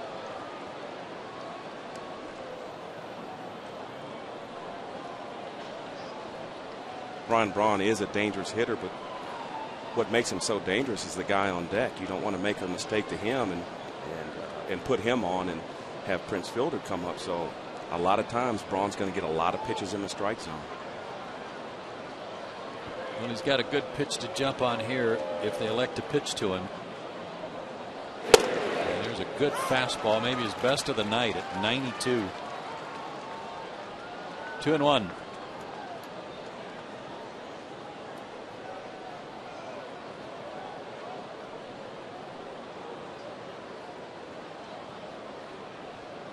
Yeah, if you're going to pitch to him, that's where it has to be, on that outside edge.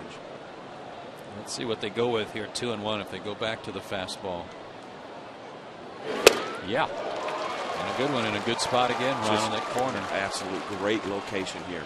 With some pop on it. That's a two-seamer that runs back over the outside corner of the plate. Good pitch. Good numbers for Braun with runners in scoring position.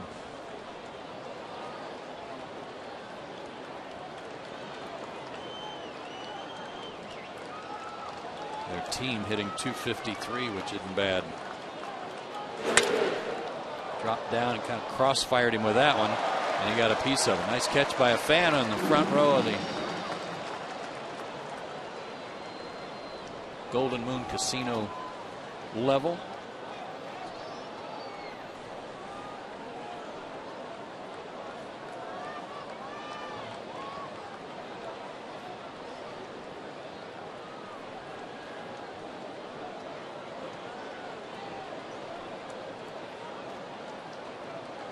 Two and two, 2 out, runner at second base, and another run in for the Brewers. They lead 2-0. Counsell with an RBI double. Got him swinging. Came back from a 2-0 count and got a tough hitter. The Brewers get one on 2 hits. We go to the bottom of the 6th. Braves have got to get the offense going. They trail 2-0.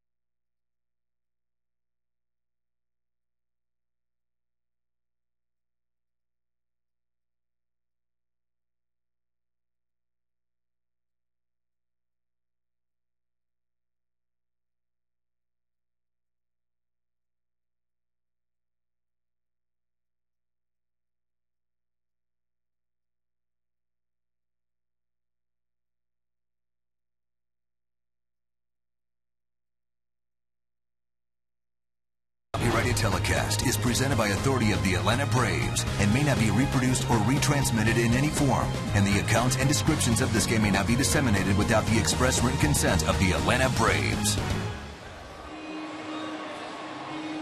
Well, we've decided we'll give it one more inning, and then we're going to send Ron Gant down and put him in a uniform and put him in number 5 and grab a bat.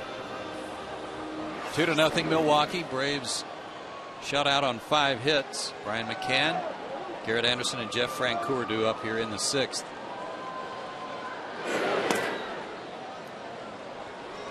If the guys keep getting injured, I might not have a choice. That's the truth. No word on Chipper Jones as to whether or not it was the big toe that's been bothering him or something else. But whatever it was, it seemed to be bothering him before he even stepped in the box for that last at bat.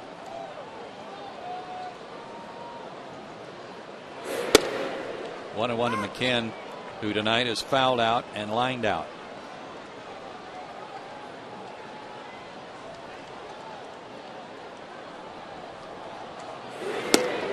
Two and 1.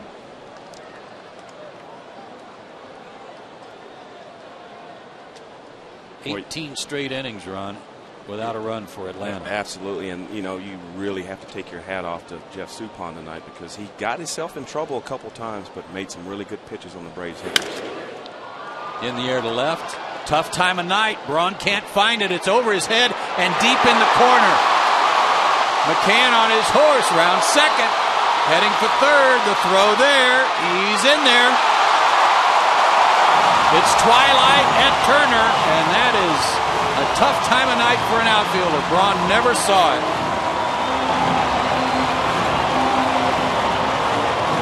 Joe, you're right. This is a tough time of the night, and you know, this has happened before to the best of us. And the one thing you cannot do is you cannot take your eye off the ball. As soon as it leaves the bat, you find it and don't look back, don't look down, anything. Keep both eyes on that baseball. But I don't think he saw it even off the bat. That's just a tough play. Yeah, I don't think he did either. First triple of the year for McCann. His last one last April. So his second career triple. Remember the first one had Chipper Jones in stitches over in the dugout. Well, let's see if they can get a run in here. Runner at third, nobody out. Garrett Anderson pulls one down the line, just foul.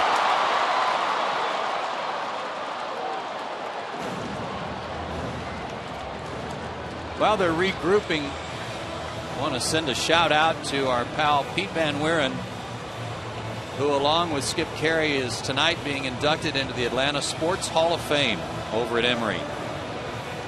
Joining Edith McGuire, Walt Frazier, John Heisman, Monk Jones, and Roger Kaiser among the inductees tonight. But congratulations to our pals Pete Van Wieren and the late great Skip Carey.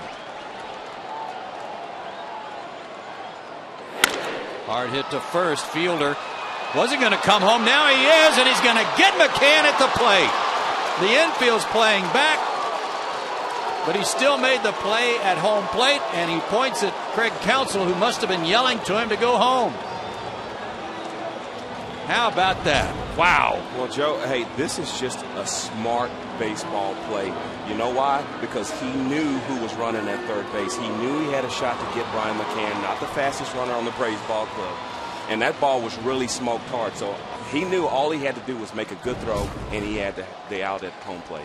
And I think you're right. The difference in that play was the fact that it was smoked by Garrett Anderson. Brian didn't hesitate, but a good play by Fielder, and the Braves still not on the board. Runner at first, one out for Francoeur.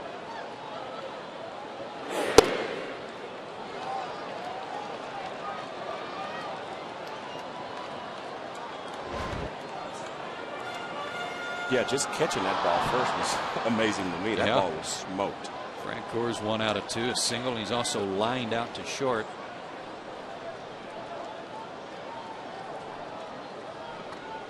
In the dirt, 1-1. Braves bullpen getting busy. Chris Medlin beginning to loosen up as we get down closer to the pitcher's spot. There's Medlin, who has been moved to the bullpen, and if he comes into the game would be making his first appearance out of the pen.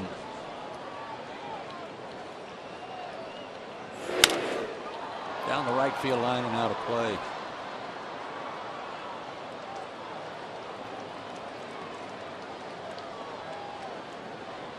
That's a good shot by Jeff Francoeur, trying to take it to the right. A little slider breaking away from him.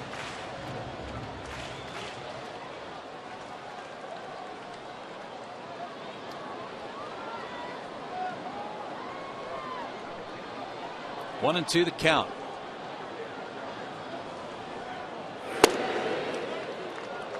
Two and two. Only 2 strikeouts on the night so far for Suppan. Once he got Vasquez, and he also got Escobar in the first inning. He's walked a couple and so far firing a 6-hit shutout with 1 out in the 6th. Full count. Yeah, definitely a guy that pitches to contact. He wants you to hit it. He wants you to hit that sinker because more times out of none he's going to get a ground ball out of it. Tough call here. 1 out. You got a guy who doesn't run very well at first base anymore, and a guy who strikes out some in Jeff Francoeur. But in an effort to try to generate some offense, you might see Anderson running. Yeah, you don't like to run yourself out of innings, but the way the Braves are going, like you mentioned, you got to try some things sometimes that you don't want to. Todd Coffey begins to loosen up in the Brewers' pen. Not going. Ball 4. Third walk. Good at bat. He's had 3 good at bats tonight. First and second. 1 out for Prado, who's 2 for 2. There's big Todd Coffey. In his last start, Suppan worked 5 innings, but when he left the game, he was ahead 4-2. And his team couldn't hang on to that one. They lost at Florida 7-4. And that's an oddity in itself because the bullpen for the Brewers has been very good. Yeah, very solid. And here comes Ken Maka, the first-year manager of the Brewers. And he's going to make a change right here. Still odd not to see Ned Yost coming out of that Brewers dugout. It is. But Ken Maka makes this call to the bullpen, and it's brought to you by AT&T. Your world delivered.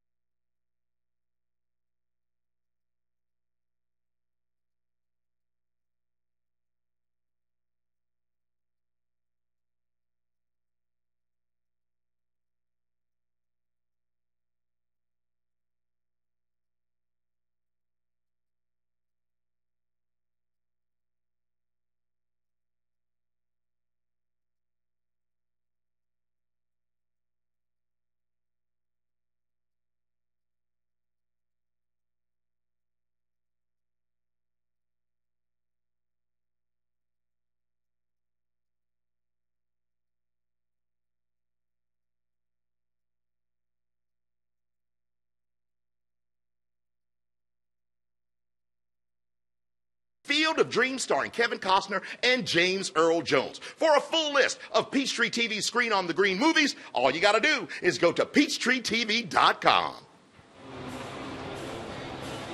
Braves are threatening here in the bottom half of the 6th inning. It's prompted a pitching change by the Brewers, and big Todd Coffey, 6'4", 240, will come on in relief of Suppan. Coffey came over from Cincinnati late last year. He was claimed on waivers by the Brewers, and he's pitched quite well, as you see, in 24 games for Milwaukee this season. Just 5 walks against 20 strikeouts.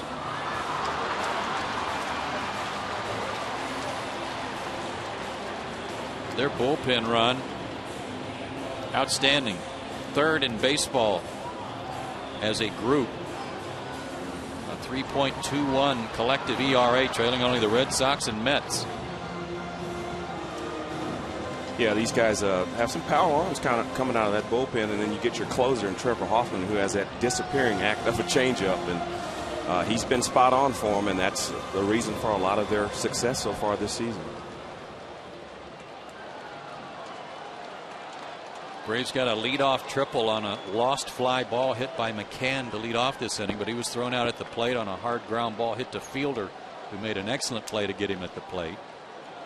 First and second now, one out for Prado, who's 2 for 2. That takes a fastball at 93 for a strike. You know, and I think that's the biggest key is, you know, when you have your guys come out of the bullpen, you want them throwing strikes. And that's probably the thing that these guys do probably better than anyone else. They come in and they get strike one. They're not afraid of these hitters. And there's strike 2. Greg Norton on deck. He would hit for Vasquez. 2-0 Milwaukee. Braves about hit him 6-4, but can't get anybody to cross the old Pentagon yet.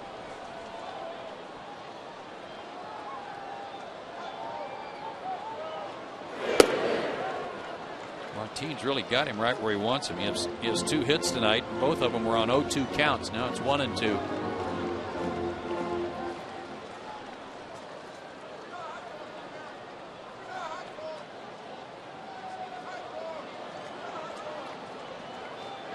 Anderson at second, Francoeur at first.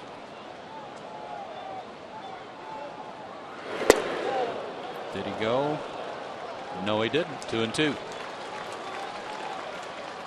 Pretty good pitch there, but even a better eye by Martin Prado.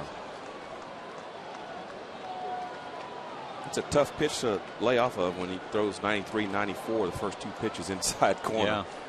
Martin's very good at going the other way, but you got to respect this guy's arm. Hard to lean out over the plate when he's throwing that hard.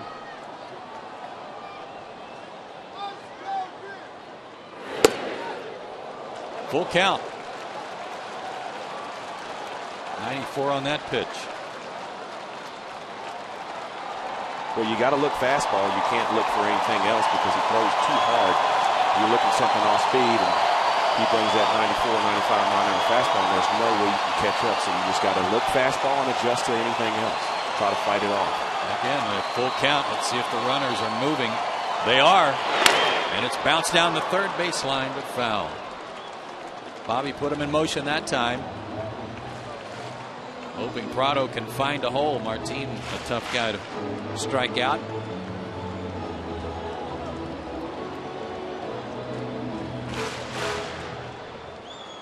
A left-hander, Mitch Stetter, now loosening up.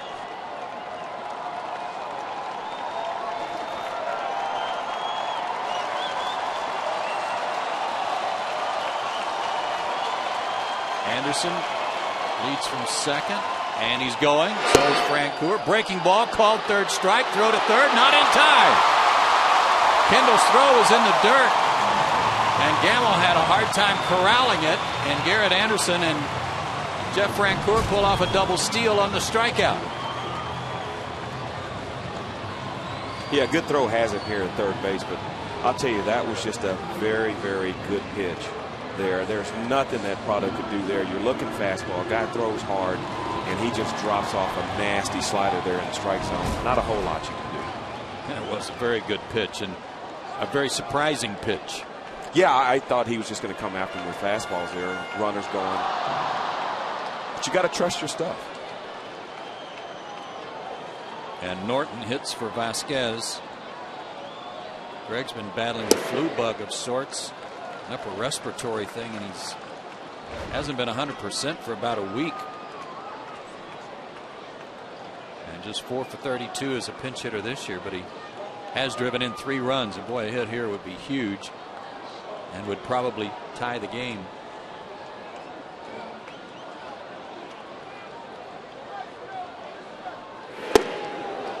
One and one.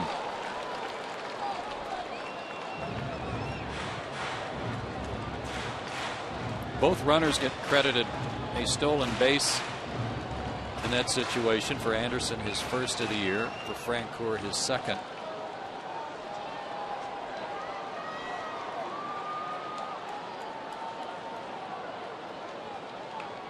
The 1-1. 2-1.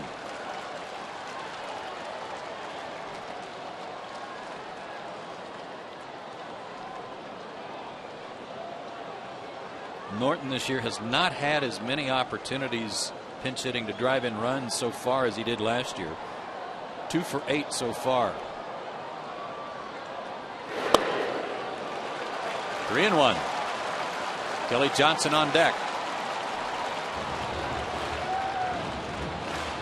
Yeah, I'm thinking this might be Coffey's last hitter here.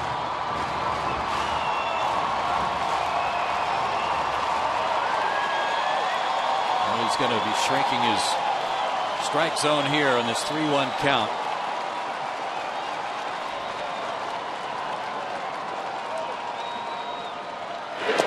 Fastball misses. He walked him. They're loaded. So Coffey able to strike out Prado, but he walks the left-handed pinch hitter. And now let's see if Maka makes another move with his left-hander loose in the bullpen. Comes. And indeed he will bring in his only left-hander out of the bullpen, Mitch Stetter. So as the Brewers make the change, we'll take this break.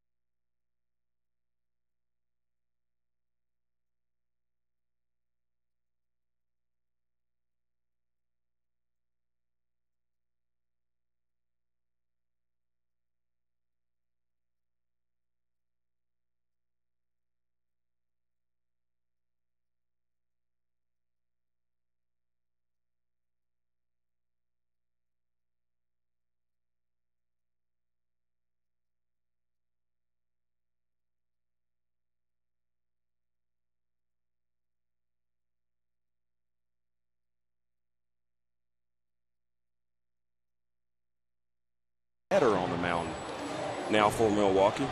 Kids, summer vacation is here. Head to Turner Field for Ultimate Kids Day June 7th at 1:30. All upper level tickets are only $5 at Braves.com/summer.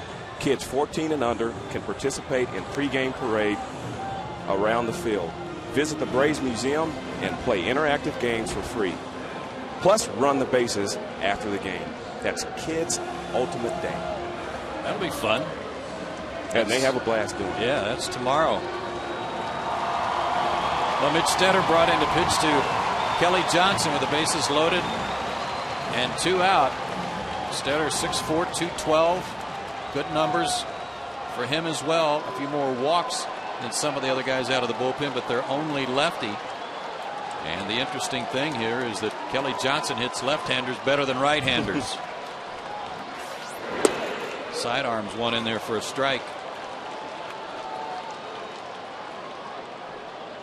Kelly Johnson came into the game hitting .220 against right-handers, .327 against lefties, and good numbers with the bases loaded, and the Braves certainly need some damage here. Sidearm breaking ball, 0-2. That pitch has to look like it's coming from first base to Kelly Johnson. It had to cause him a bit of a flinch.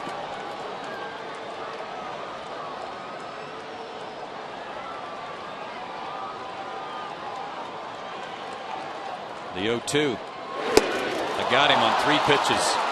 Stetter comes in and does exactly what his manager wanted him to do. Braves leave him loaded. We go to the 7th, still 2-0 Milwaukee.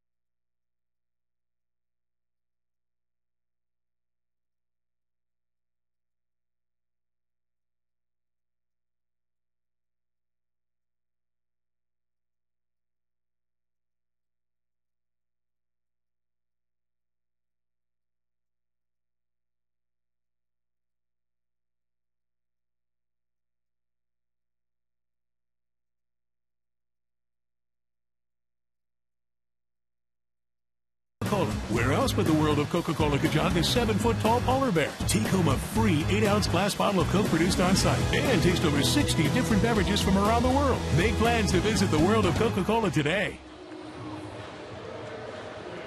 We played 6 innings. 2-0 Milwaukee. Our score. Braves have left 10 men on base tonight, and they're 0 for 5 with runners in scoring position after going 0 for 8 last night. And Eric O'Flaherty will come on for Atlanta. He's done a great job as the left-handed setup man.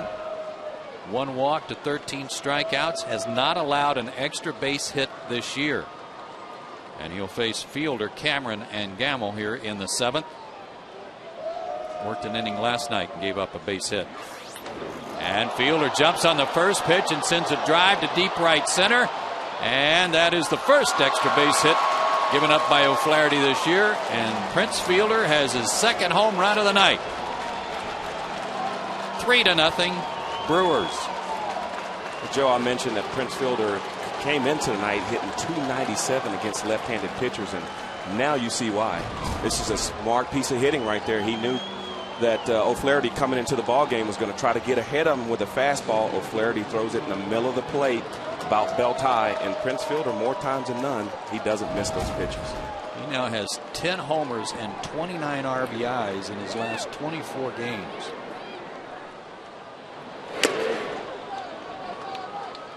Mike Cameron 0-1.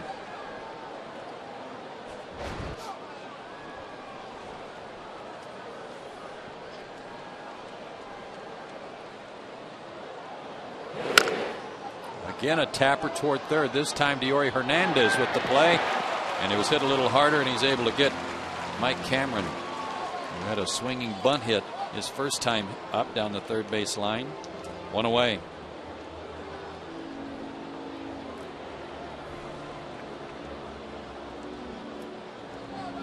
For Fielder now, 15 homers on the season, 54 driven in already.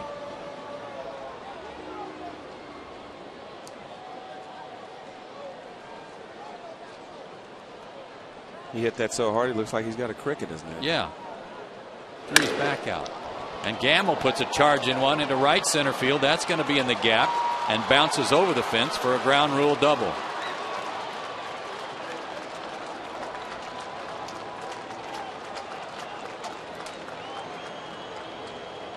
And he's in scoring position with 1 out for Corey Hart. Now he stays right in there against O'Flaherty, lefty on lefty, and you see why they like this kid. He stays right in there, keeps that front shoulder in there, and having a left hander out on the mound doesn't seem like it bothers him at all.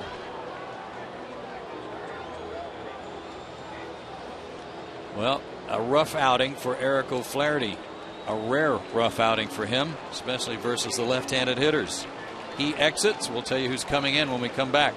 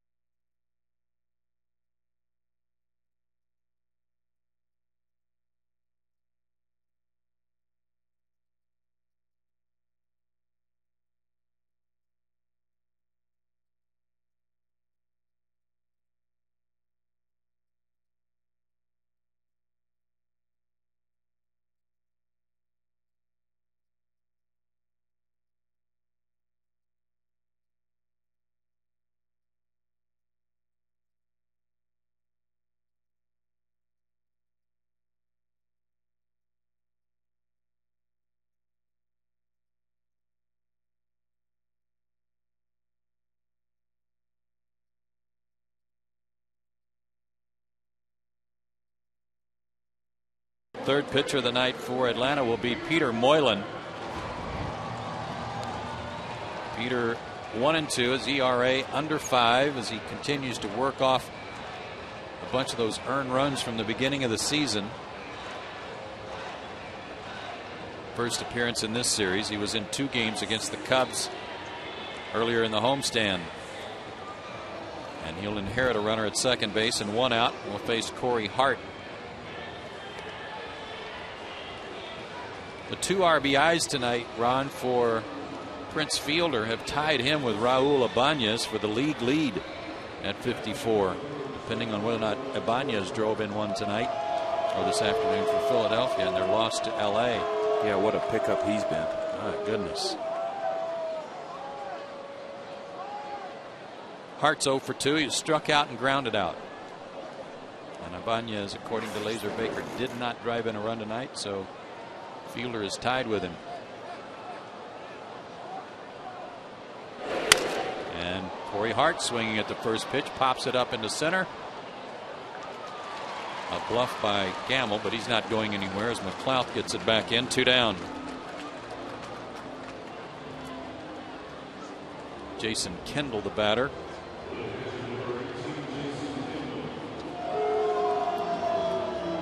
First base open, but they've got everyone available on their bench if they need them, including a couple of left-handers, Jody Garrett and Frank Catalanato.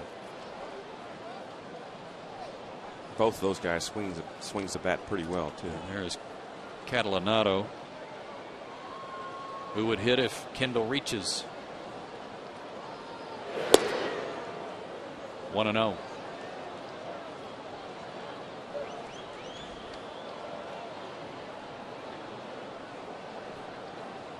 Peter Moylan almost has a strikeout per inning, something I didn't expect from him, but that wicked slider going, he's pretty tough.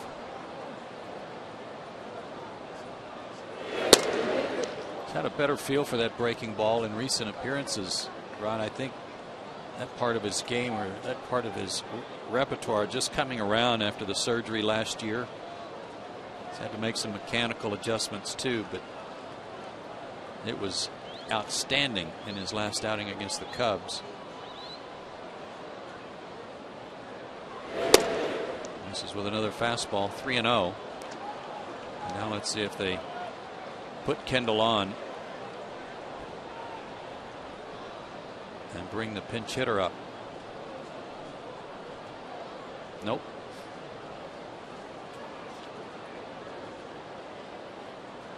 Pitching to the guy who's hitting .218, but who's 3 for 6 in this series. He had a base hit his last time up.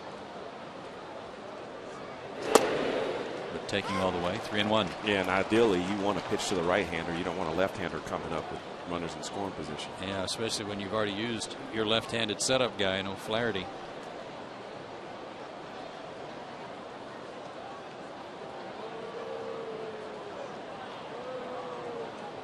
Hitters count. And off the foot, 3-2. And I think that's the key there with him, with Peter Moylan. I think it's just location. You know, coming back from that surgery, like you mentioned, Joe. I think it's just a confidence thing. He's trying to feel his way through it, and he's starting to feel pretty good. And I think if he locates, he can be very dominating. Yeah, it was amazing that he was as far along as he was even in spring training, let alone to start the season. Velocity's coming back, and the feel on that breaking ball again is getting better and better. By the way, the word on Chipper Jones, he came out of the game with dizziness.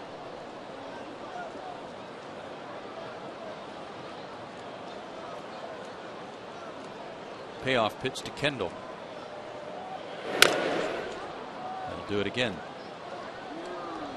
Chipper's been checked out by doctors, and the reports are that he's okay, but that's certainly cause for concern.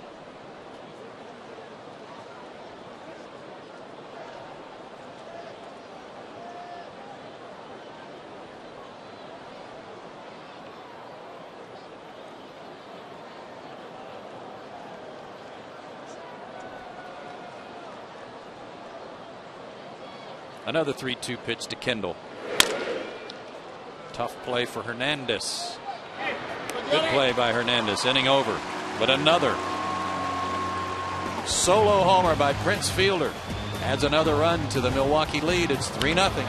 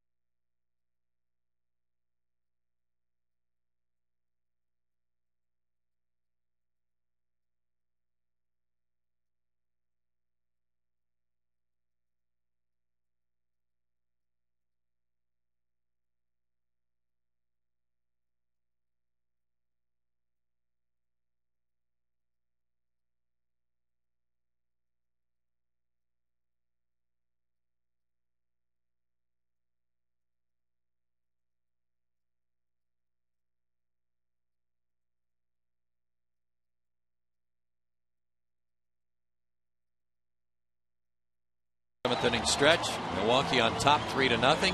Hits are even now at 6 apiece, but 2 of the hits for the Brewers are long ones by Prince Fielder.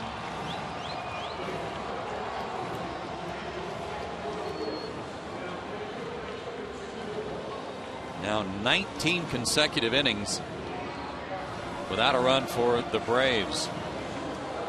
It'll be Escobar, McLeod, and Diori Hernandez, who came in for Chipper back in the 5th.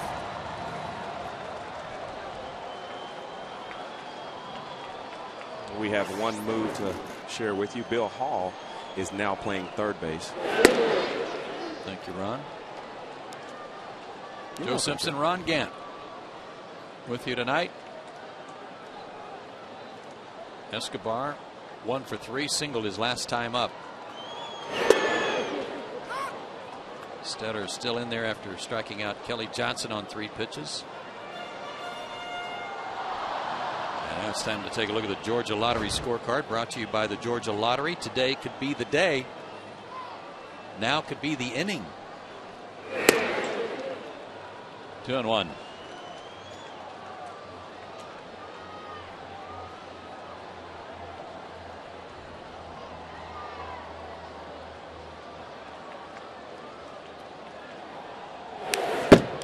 Big swing and a foul tip by Escobar. Washington has beaten the Mets 7-1. So with a rally, the Braves could pick up ground on both the Phillies and the Mets tonight.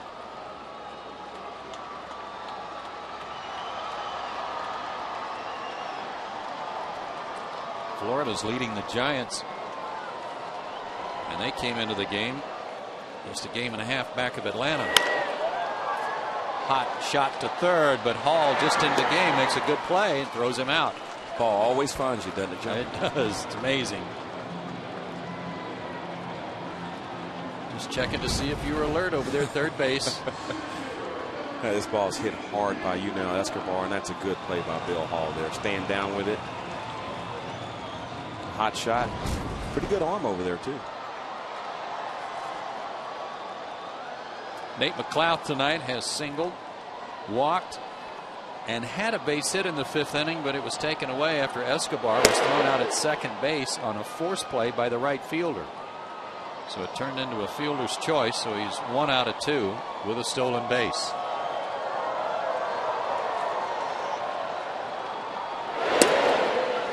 And again, tough on lefties. Trying to hang in there against Stetter. 2-0 the count.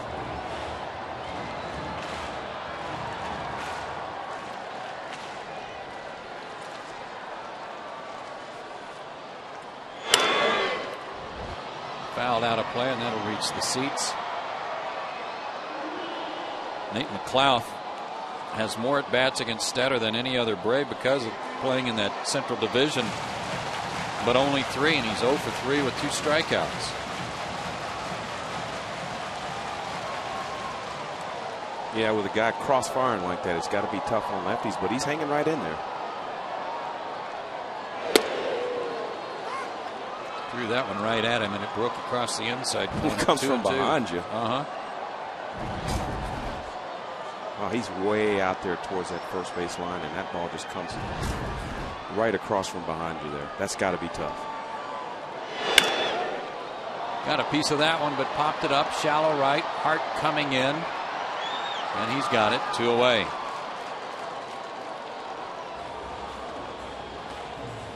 And Diori Hernandez will get his first at bat of the night after coming in for Chipper.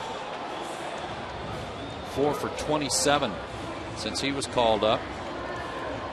One of those hits a double.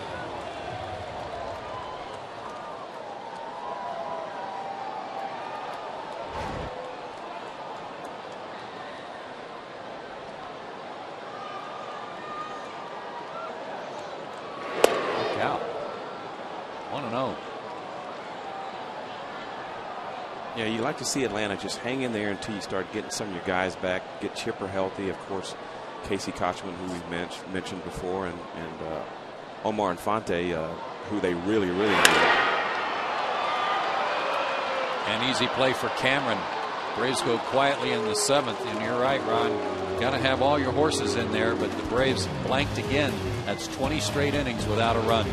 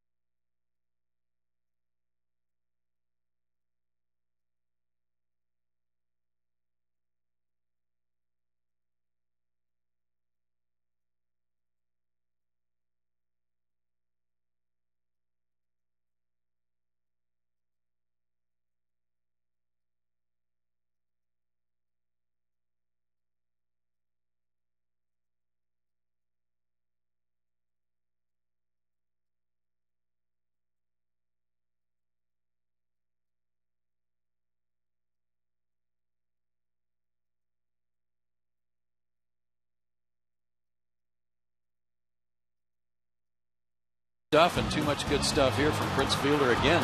Got to know who's running at third base. I tell these kids in Little League all the time, think about what you're doing before that ball gets hit to you, and you can make some good plays. That's a smart play by Prince Fielder there, knowing who was running at third base. Hot shot to him. He knew he had time to make a good throw. Doing it with the bat and with his glove and arm tonight. He's been the thorn in the side of the Braves tonight. 2 solo homers, and it's 3-0. Milwaukee. And a pinch hitter for the Brewers here. Hitting for Stetter will be Jody Garrett.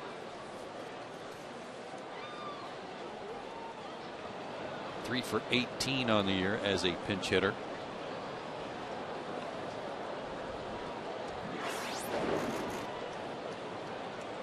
And hitting .209 overall. They got him from San Diego on May 21st in exchange for Tony Gwynn, which was kind of nice for the Gwynn family to have Tony Gwynn Jr. back in San Diego.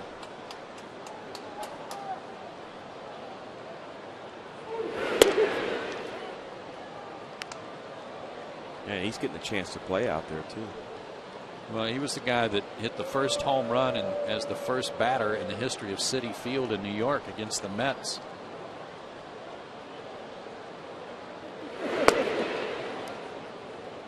Moylan falls behind 2-1.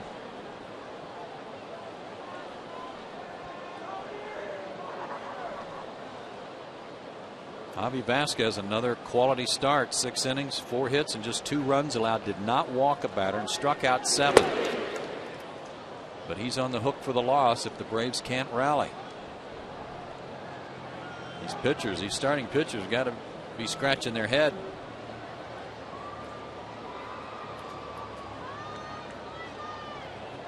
Three and 1 the count.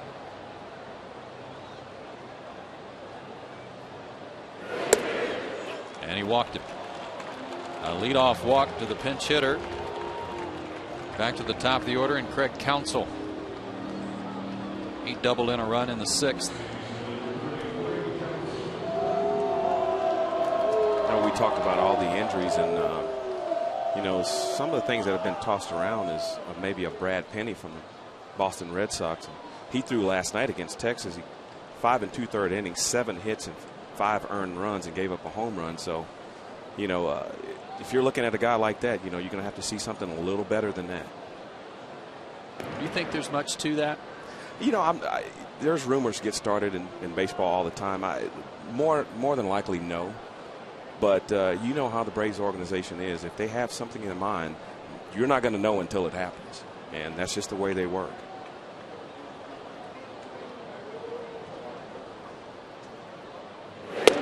Counsell takes outside, ball 1. Excuse me, Joe. And the other thing is, you know, if that is true, who do you give up for? Do you give up a Jeff Francoeur or Javi Vasquez?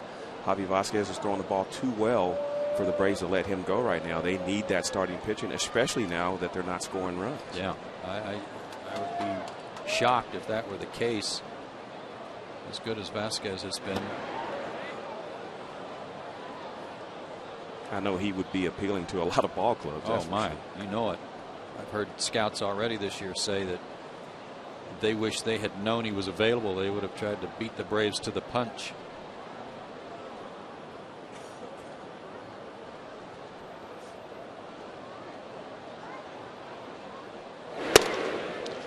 One and 1 to Counsell.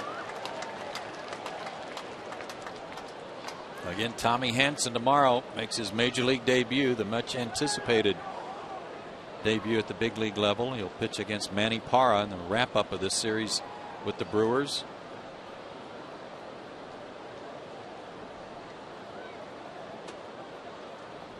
Oh, good move. He was going and they got him picked. And Escobar will track him down. Good defense. Very nice. 1-3-6 on the out. Peter Moreland must have sniffed something out here. And, you know, Bobby Cox is pretty good at that too, making you throw over. If he thinks he sees a sign over there from that dugout that he might be running, he'll throw it over or pitch out on you in a hurry. Bobby's given a lot of credit to Glenn Hubbard for picking up those signs too, stealing signs from the other team. 1-1 the count to Counsell. Nobody on now, 1 out. It's foul. Yeah, you talk about Hanson going tomorrow, and you know, last couple of days I've listened to some of the talk radio, and Tom Glavine has been on there a lot in the mornings, and you know, I understand how he feels, but you know, this still is a business, Joe, and you know as well as I do, you cannot take it personal. You know, at the end of the day, the Braves have gotten younger. They saved a little bit of money, and they made a big trade getting Nate McLeod. And you know, we all know how the game works. It's a big business, and you can't take it personal. If I would have took everything personal, you know, back in the early 90s and thought that every time the Braves didn't treat me the way I wanted to be treated, then I would have pulled my hair out. But you just can't let that kind of stuff get to you. Now, Tom Glavine, does he still have something left in the tank? Yes, he does. Can he help another ball club? Yes, he can. But the Braves thought they needed to go in a different direction, and we're going to see what Hanson's made out of. Out of play to Counsell, still 2-2. Yeah, I'll be interested to see what decision Tommy makes there. If he decides he wants to continue, and he's put a lot of hard work and effort into his rehab. If he wants to show that, in fact, he does have something left and he wants to continue pitching. Well, he mentioned that he felt great and he felt like he was throwing the ball well. He thought his fastball was coming back pretty well, so he still wants to pitch. past Hernandez for a base hit. Looked like they missed their spot on that one as McCann was set up inside and the pitch was delivered outside, and Counsell did a good job of going the other way. His second hit of the night. This is something that he does well. He's one of those guys who's just a gnat at the plate. He'll foul off pitch after pitch after pitch, and if you get anything, even sometimes when you make a good pitch on him, he still can get those base hits the other way. He's been doing that for a long time. Yes, he has.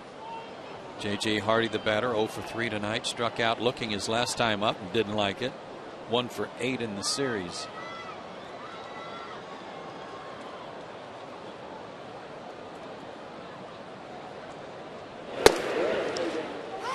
Takes a strike. Hardy, for the first part of his career, for the most part, hit down in the order. Batting second tonight, and has, for the most part, for a lot of the season, had his best year average-wise last year. He hit .283.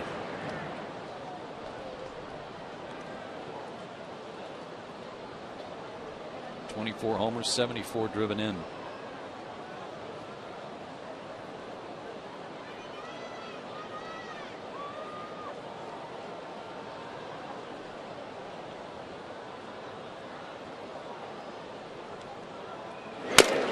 High chopper, tough play.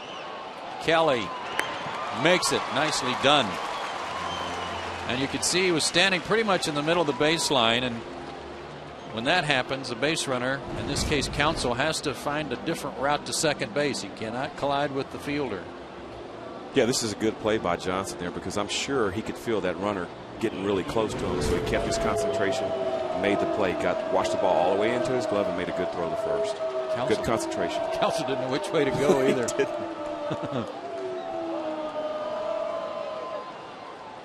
Braun tonight 0 for 3, is fanned twice.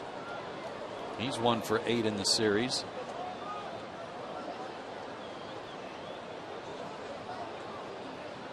His average at .308. There's that breaking ball, and it's a good one.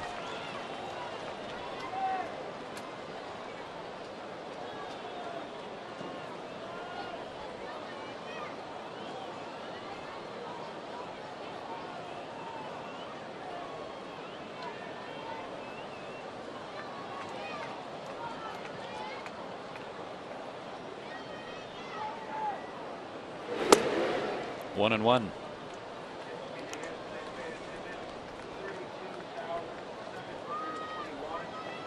Good crowd. 32,721 here tonight. I expect a big turnout tomorrow when Hansen toes the rubber.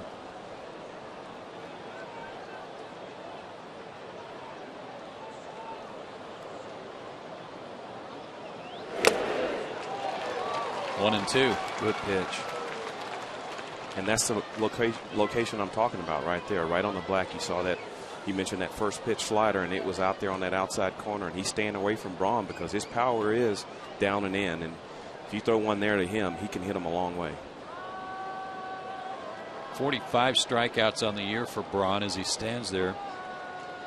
Fielder with 51, but Corey Hart leads their team with 55. That's surprising. Yeah, beauty. Big sweeping curveball there. Froze him. He didn't like the call, but a good inning for Peter Moylan. He strands a runner at second, and we go to the bottom of the 8th. The Braves need some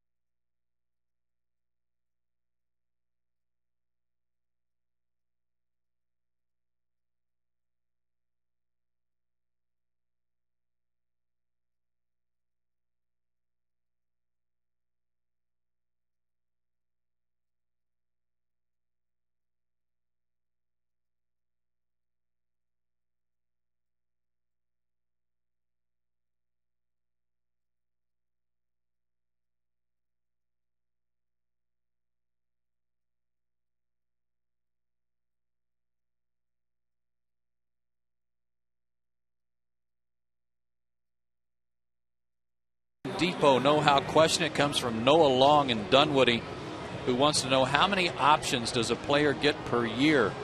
And Noah, the answer is as many as they want to. Many times they want to call you up and send you down, they can do it. Now you only get 3 option seasons, and at the end of the 3rd year that you're on the roster, then they have to offer you to another ball club, send you through waivers before they can option you out. But prior to that, you can go up and down as many times as the team feels the need. New pitcher for the Brewers, Carlos Villanueva. This guy's been pretty good lately, Ron.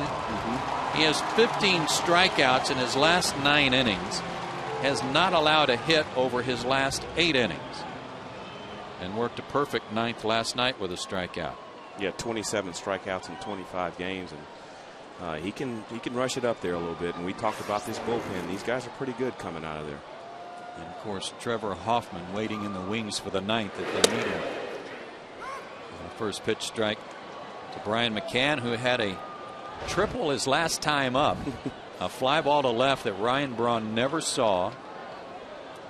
And then Mack at third base with Garrett Anderson at the plate. In the infield back, Anderson hit a hot shot, one hopper to Fielder at first.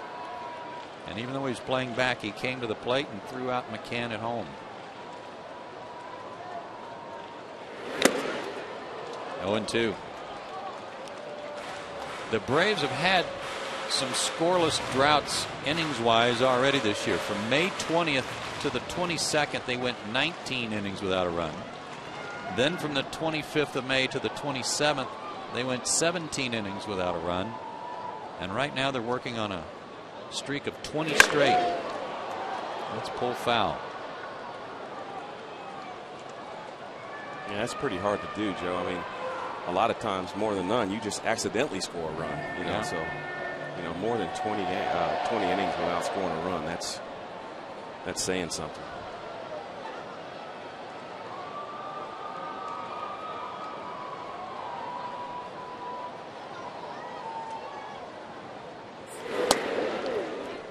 One and 2 to McCann.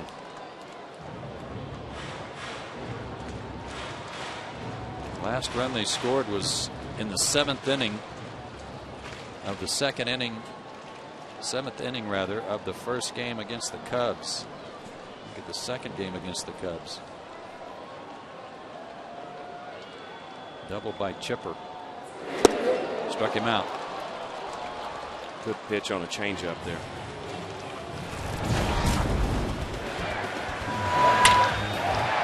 This was the base hit last Wednesday. Drove in Gregor Blanco. And that was a long time ago. That feels like last month. Yeah.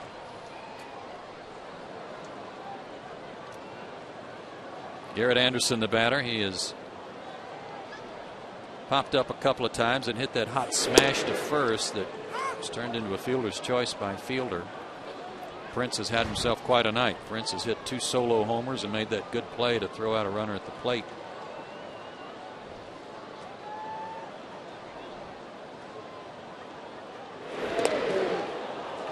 Chased a bad ball there. 0-2.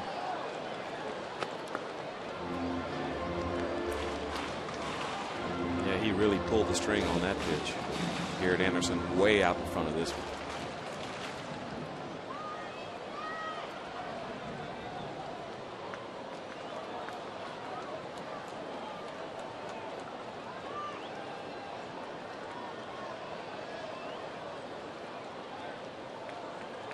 The 0-2 pitch.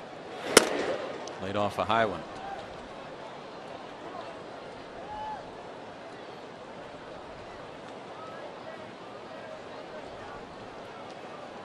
So far tonight, every guy that's come out of that Brewers bullpen has gone strike one on that first hitter. It's a big difference. Huge difference. Put you on the defensive right away as a hitter. And he's got 2 strikeouts. So Villanueva is on a roll, folks.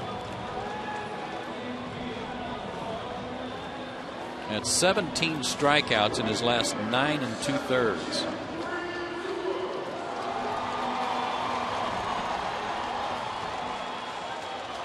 .29 outs. 17 of them strikeouts.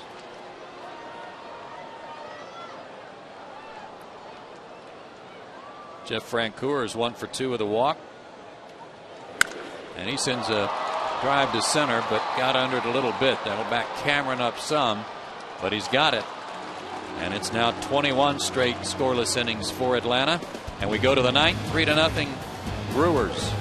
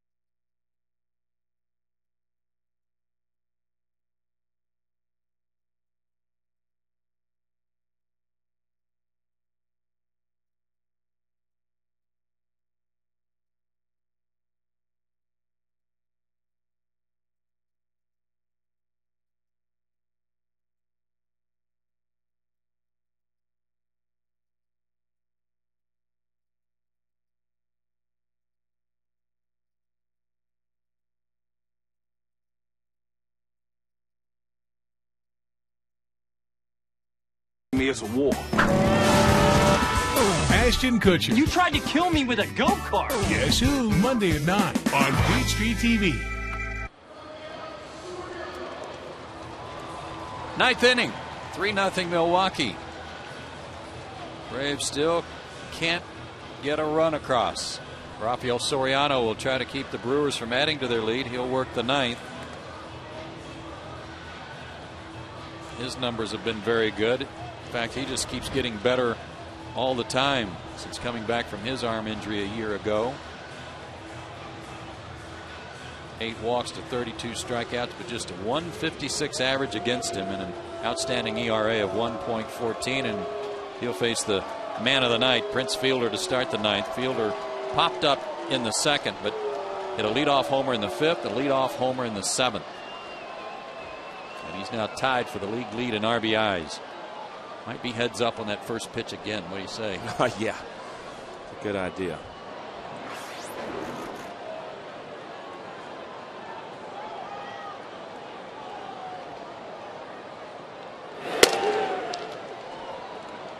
One and 0.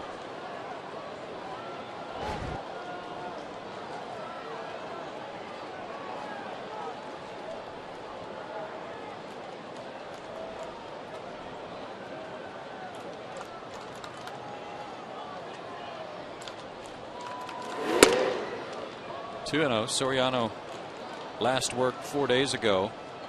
A couple of innings in that extra inning win against the Cubs. He was the beneficiary of the late inning heroics by Chipper. 2 innings, 1 hit, no runs, a walk, and 3 strikeouts. There's a strike, 2-1.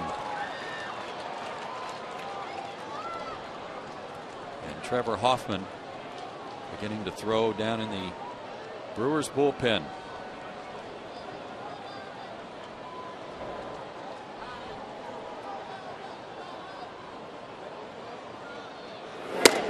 Three and 1. Prince Fielder is listed in their media guide as 5'11", 268. You know what? I think that might be a little tall, but I think that might be a little heavy right now. I think he's in better shape this year. He's getting around the bases, that's for sure. 3-1 pitch. He walked him.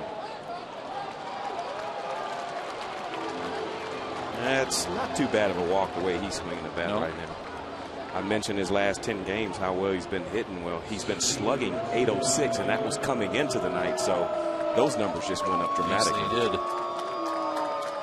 Mike Cameron gets a good hand from some family and friends down below us. Had an infield hit in the second. He's 0 for 2 since. 1 for 3 on the night.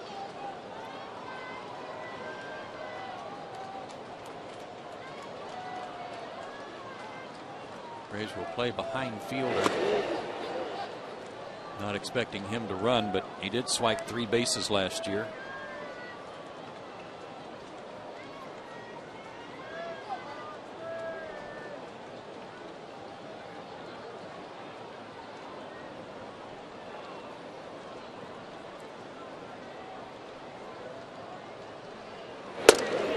Good pitch for a strike. 1-1. 3 runs, 7 hits for the Brewers. No runs, 6 hits for the Braves. Braves left at least 1 man on base every inning through 6, but none the last 2 innings when they went in order. 1 and 2. Yeah, you look at those top 2 spots in that batting order, and 1 for 7 is just not going to get it. Yeah, you're right. Got to have some people on base.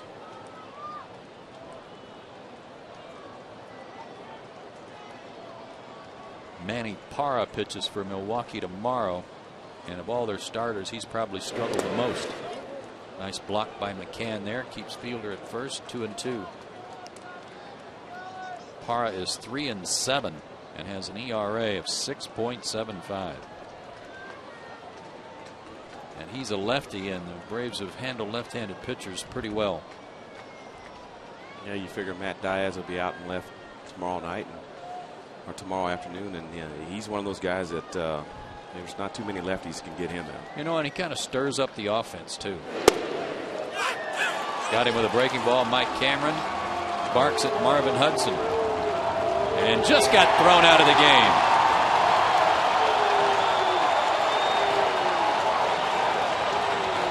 I think Mike Cameron made his point, but the second time he made a point, that was enough.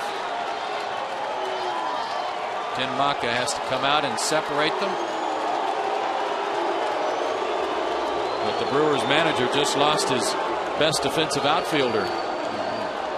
This looked like a pretty good pitch here by Soriano. And yeah, you know, it might have been down a little bit, but that crossed the plate at the knee. So to me, that's a strike. Even though I am a hitter, I like to see balls for hitters, but that's a pretty good pitch by Rafael. And that was that second comment he fired in there that got him tossed.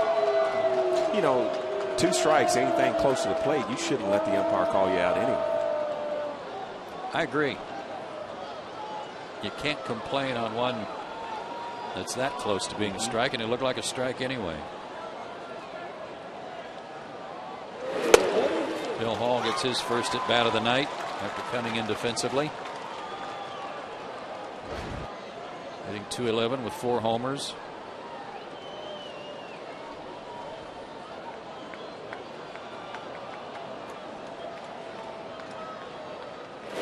He's been, up to the last few days, their everyday third baseman, but is hitting just .211.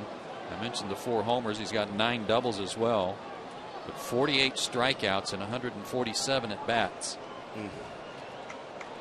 And with that kid Gamble doing so well, they wanted to give him a look. In the air to right. Fielder will hold it first as Frank Coor gets it back in. 2 down.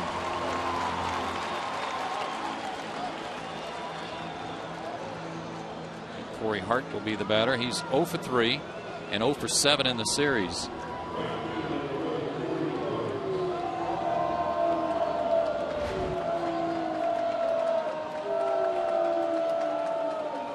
Might see Hart in center field in the 9th inning.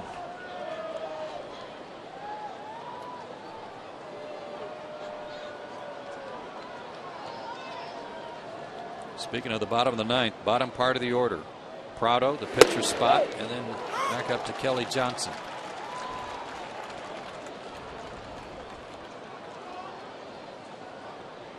And that's going to have to come off of Trevor Hoffman. It will indeed.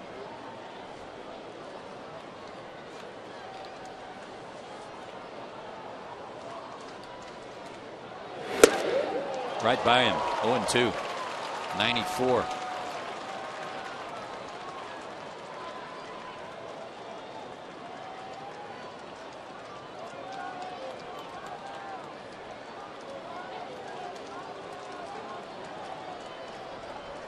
Fielder's still at first. He drew a leadoff walk. Now 1-2 to Hart.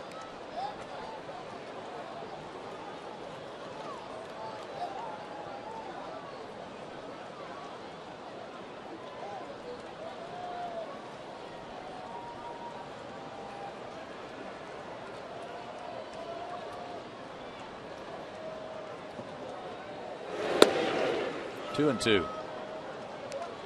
Again, both the Mets and Phillies have lost. So a chance to gain some ground on both. Braves are down 3-0 and haven't scored a run in 21 innings.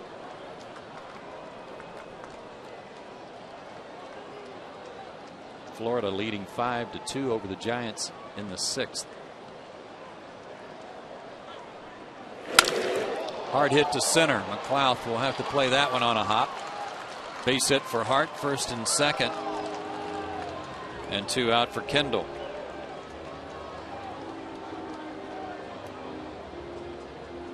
These standings are updated with the losses of the Mets and the Phillies, Ron. Well, it's a good thing because, you know, you mentioned that they both lost, so they won't lose any ground at least. No. But when you got a chance to gain ground, you'd like to see your team do that. Especially the way the Phillies were playing out west on the road. Dodgers snapped their winning streak. But they had been a hot team. Jason Kendall 1 for 3 tonight. 3 for 7 in this series. And pops that one up. See if it stays in play for McCann. He's got it. The inning is over. The Brewers strand 2. The Braves need base runners. They'll face Trevor Hoffman in the bottom of the 9th when we come back.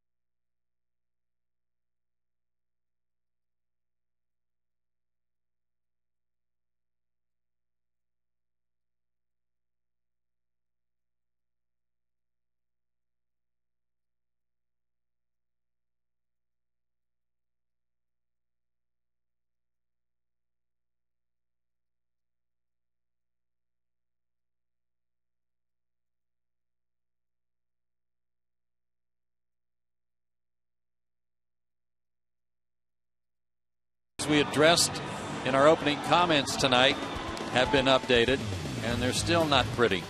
Yeah, they just can't get any offense generated. These numbers are a telling story. You know, trailing after 7 innings, you know, 2 for 24 against a guy like Trevor Hoffman on the mound now for the 9th inning. It's going to be tough to score runs off this guy too. This current homestand has just been dreadful with runners in scoring position. They are going to have to change the whole mindset of this ball club when they get runners in scoring position, address a lot of different things, because something needs to be done or said to have these guys loosen up when they get runners in scoring position and have a chance to score runs. You know, they're the numbers for a guy who had a hard time finding a job this winter. The Brewers signed him to a one-year deal. He has not allowed a run this year. He is perfect in save opportunities. And opponents are just 6 for 54 against him. He was the National League Pitcher of the Month for May. Again, 12 innings, no earned runs, no runs, and 11 for 11. And Martin Prado will lead it off. Hoffman's fastball tops out around 86 miles an hour, but that changeup is just something from somewhere, some other planet. And Martin Prado swings at the first pitch, and Bill Hall, who's moved to center field, makes the catch. And Casey McGahey is at third base. So put Hall in center and one out. And Matt Diaz will pinch hit here.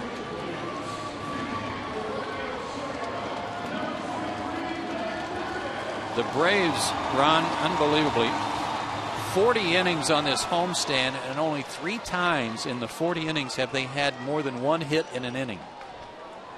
Once tonight, back in the second.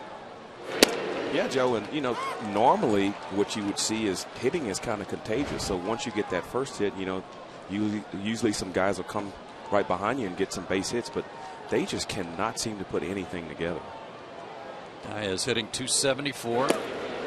Lays off a slider, which is a new pitch he's added to go with his changeup, and it's been a pretty good pitch for him, obviously, so far. And that's the thing I like the most about this guy is he's able to adapt. He's going to do whatever it takes to get the hitter out. And if that is to develop a new pitch, he will do it, and he's working on it now. 1-2. He's 41 years old, 6 feet, 221. He's the all-time saves leader. I have to find that number again. It's 500 and something. 568. 568. Thank you. A little distance between he and number 2.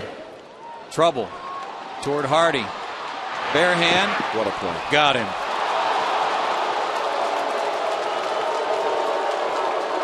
Well, we've seen Chipper make that play a lot from third base, but it is much tougher to make that play from shortstop because you have so much further to go to come in to get that ball. And if you have anyone out there with any kind of speed, more times than none, you're not going to get him. But this is just a tremendous play here. Came up with it clean and made a good throw.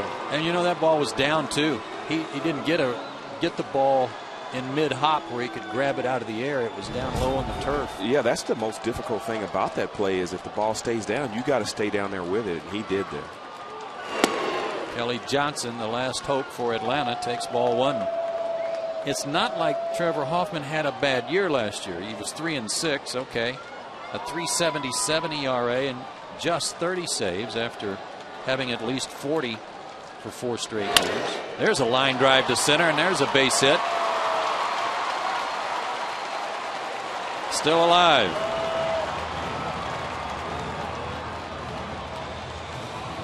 And Yunel Escobar, the batter. He's 0 for 1 in his career against Trevor Hoffman. Yeah, Joe, with those kind of numbers, it's kind of hard to see that no team really wanted to take a chance on this guy, but he's been tremendous throughout his whole career. So I'm sure the Brewers are happy right now that they took that chance. You know it. Need another base runner to bring the tying run to the plate.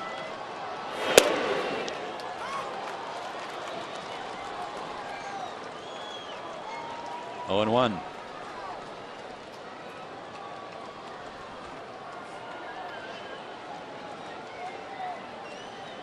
Kelly going. They're not holding him, and there's a pop-up behind home plate, but it's going to reach the seats, I believe. Yeah, out of play. 0-2. Yeah, and that's that changeup there. It just seems like it's never going to get to home plate. Does the leg kick and all the motion really create some of the problem? I think that's some of the key because he does have that real high leg kick, and it looks like he's getting ready to throw it really hard, and all of a sudden the parachute just comes out of that thing. It's one of the all-timers, that's for sure.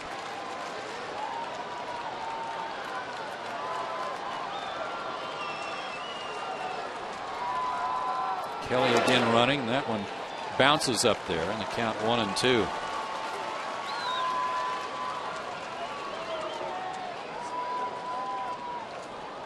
It'll be defensive indifference, no stolen base for Johnson.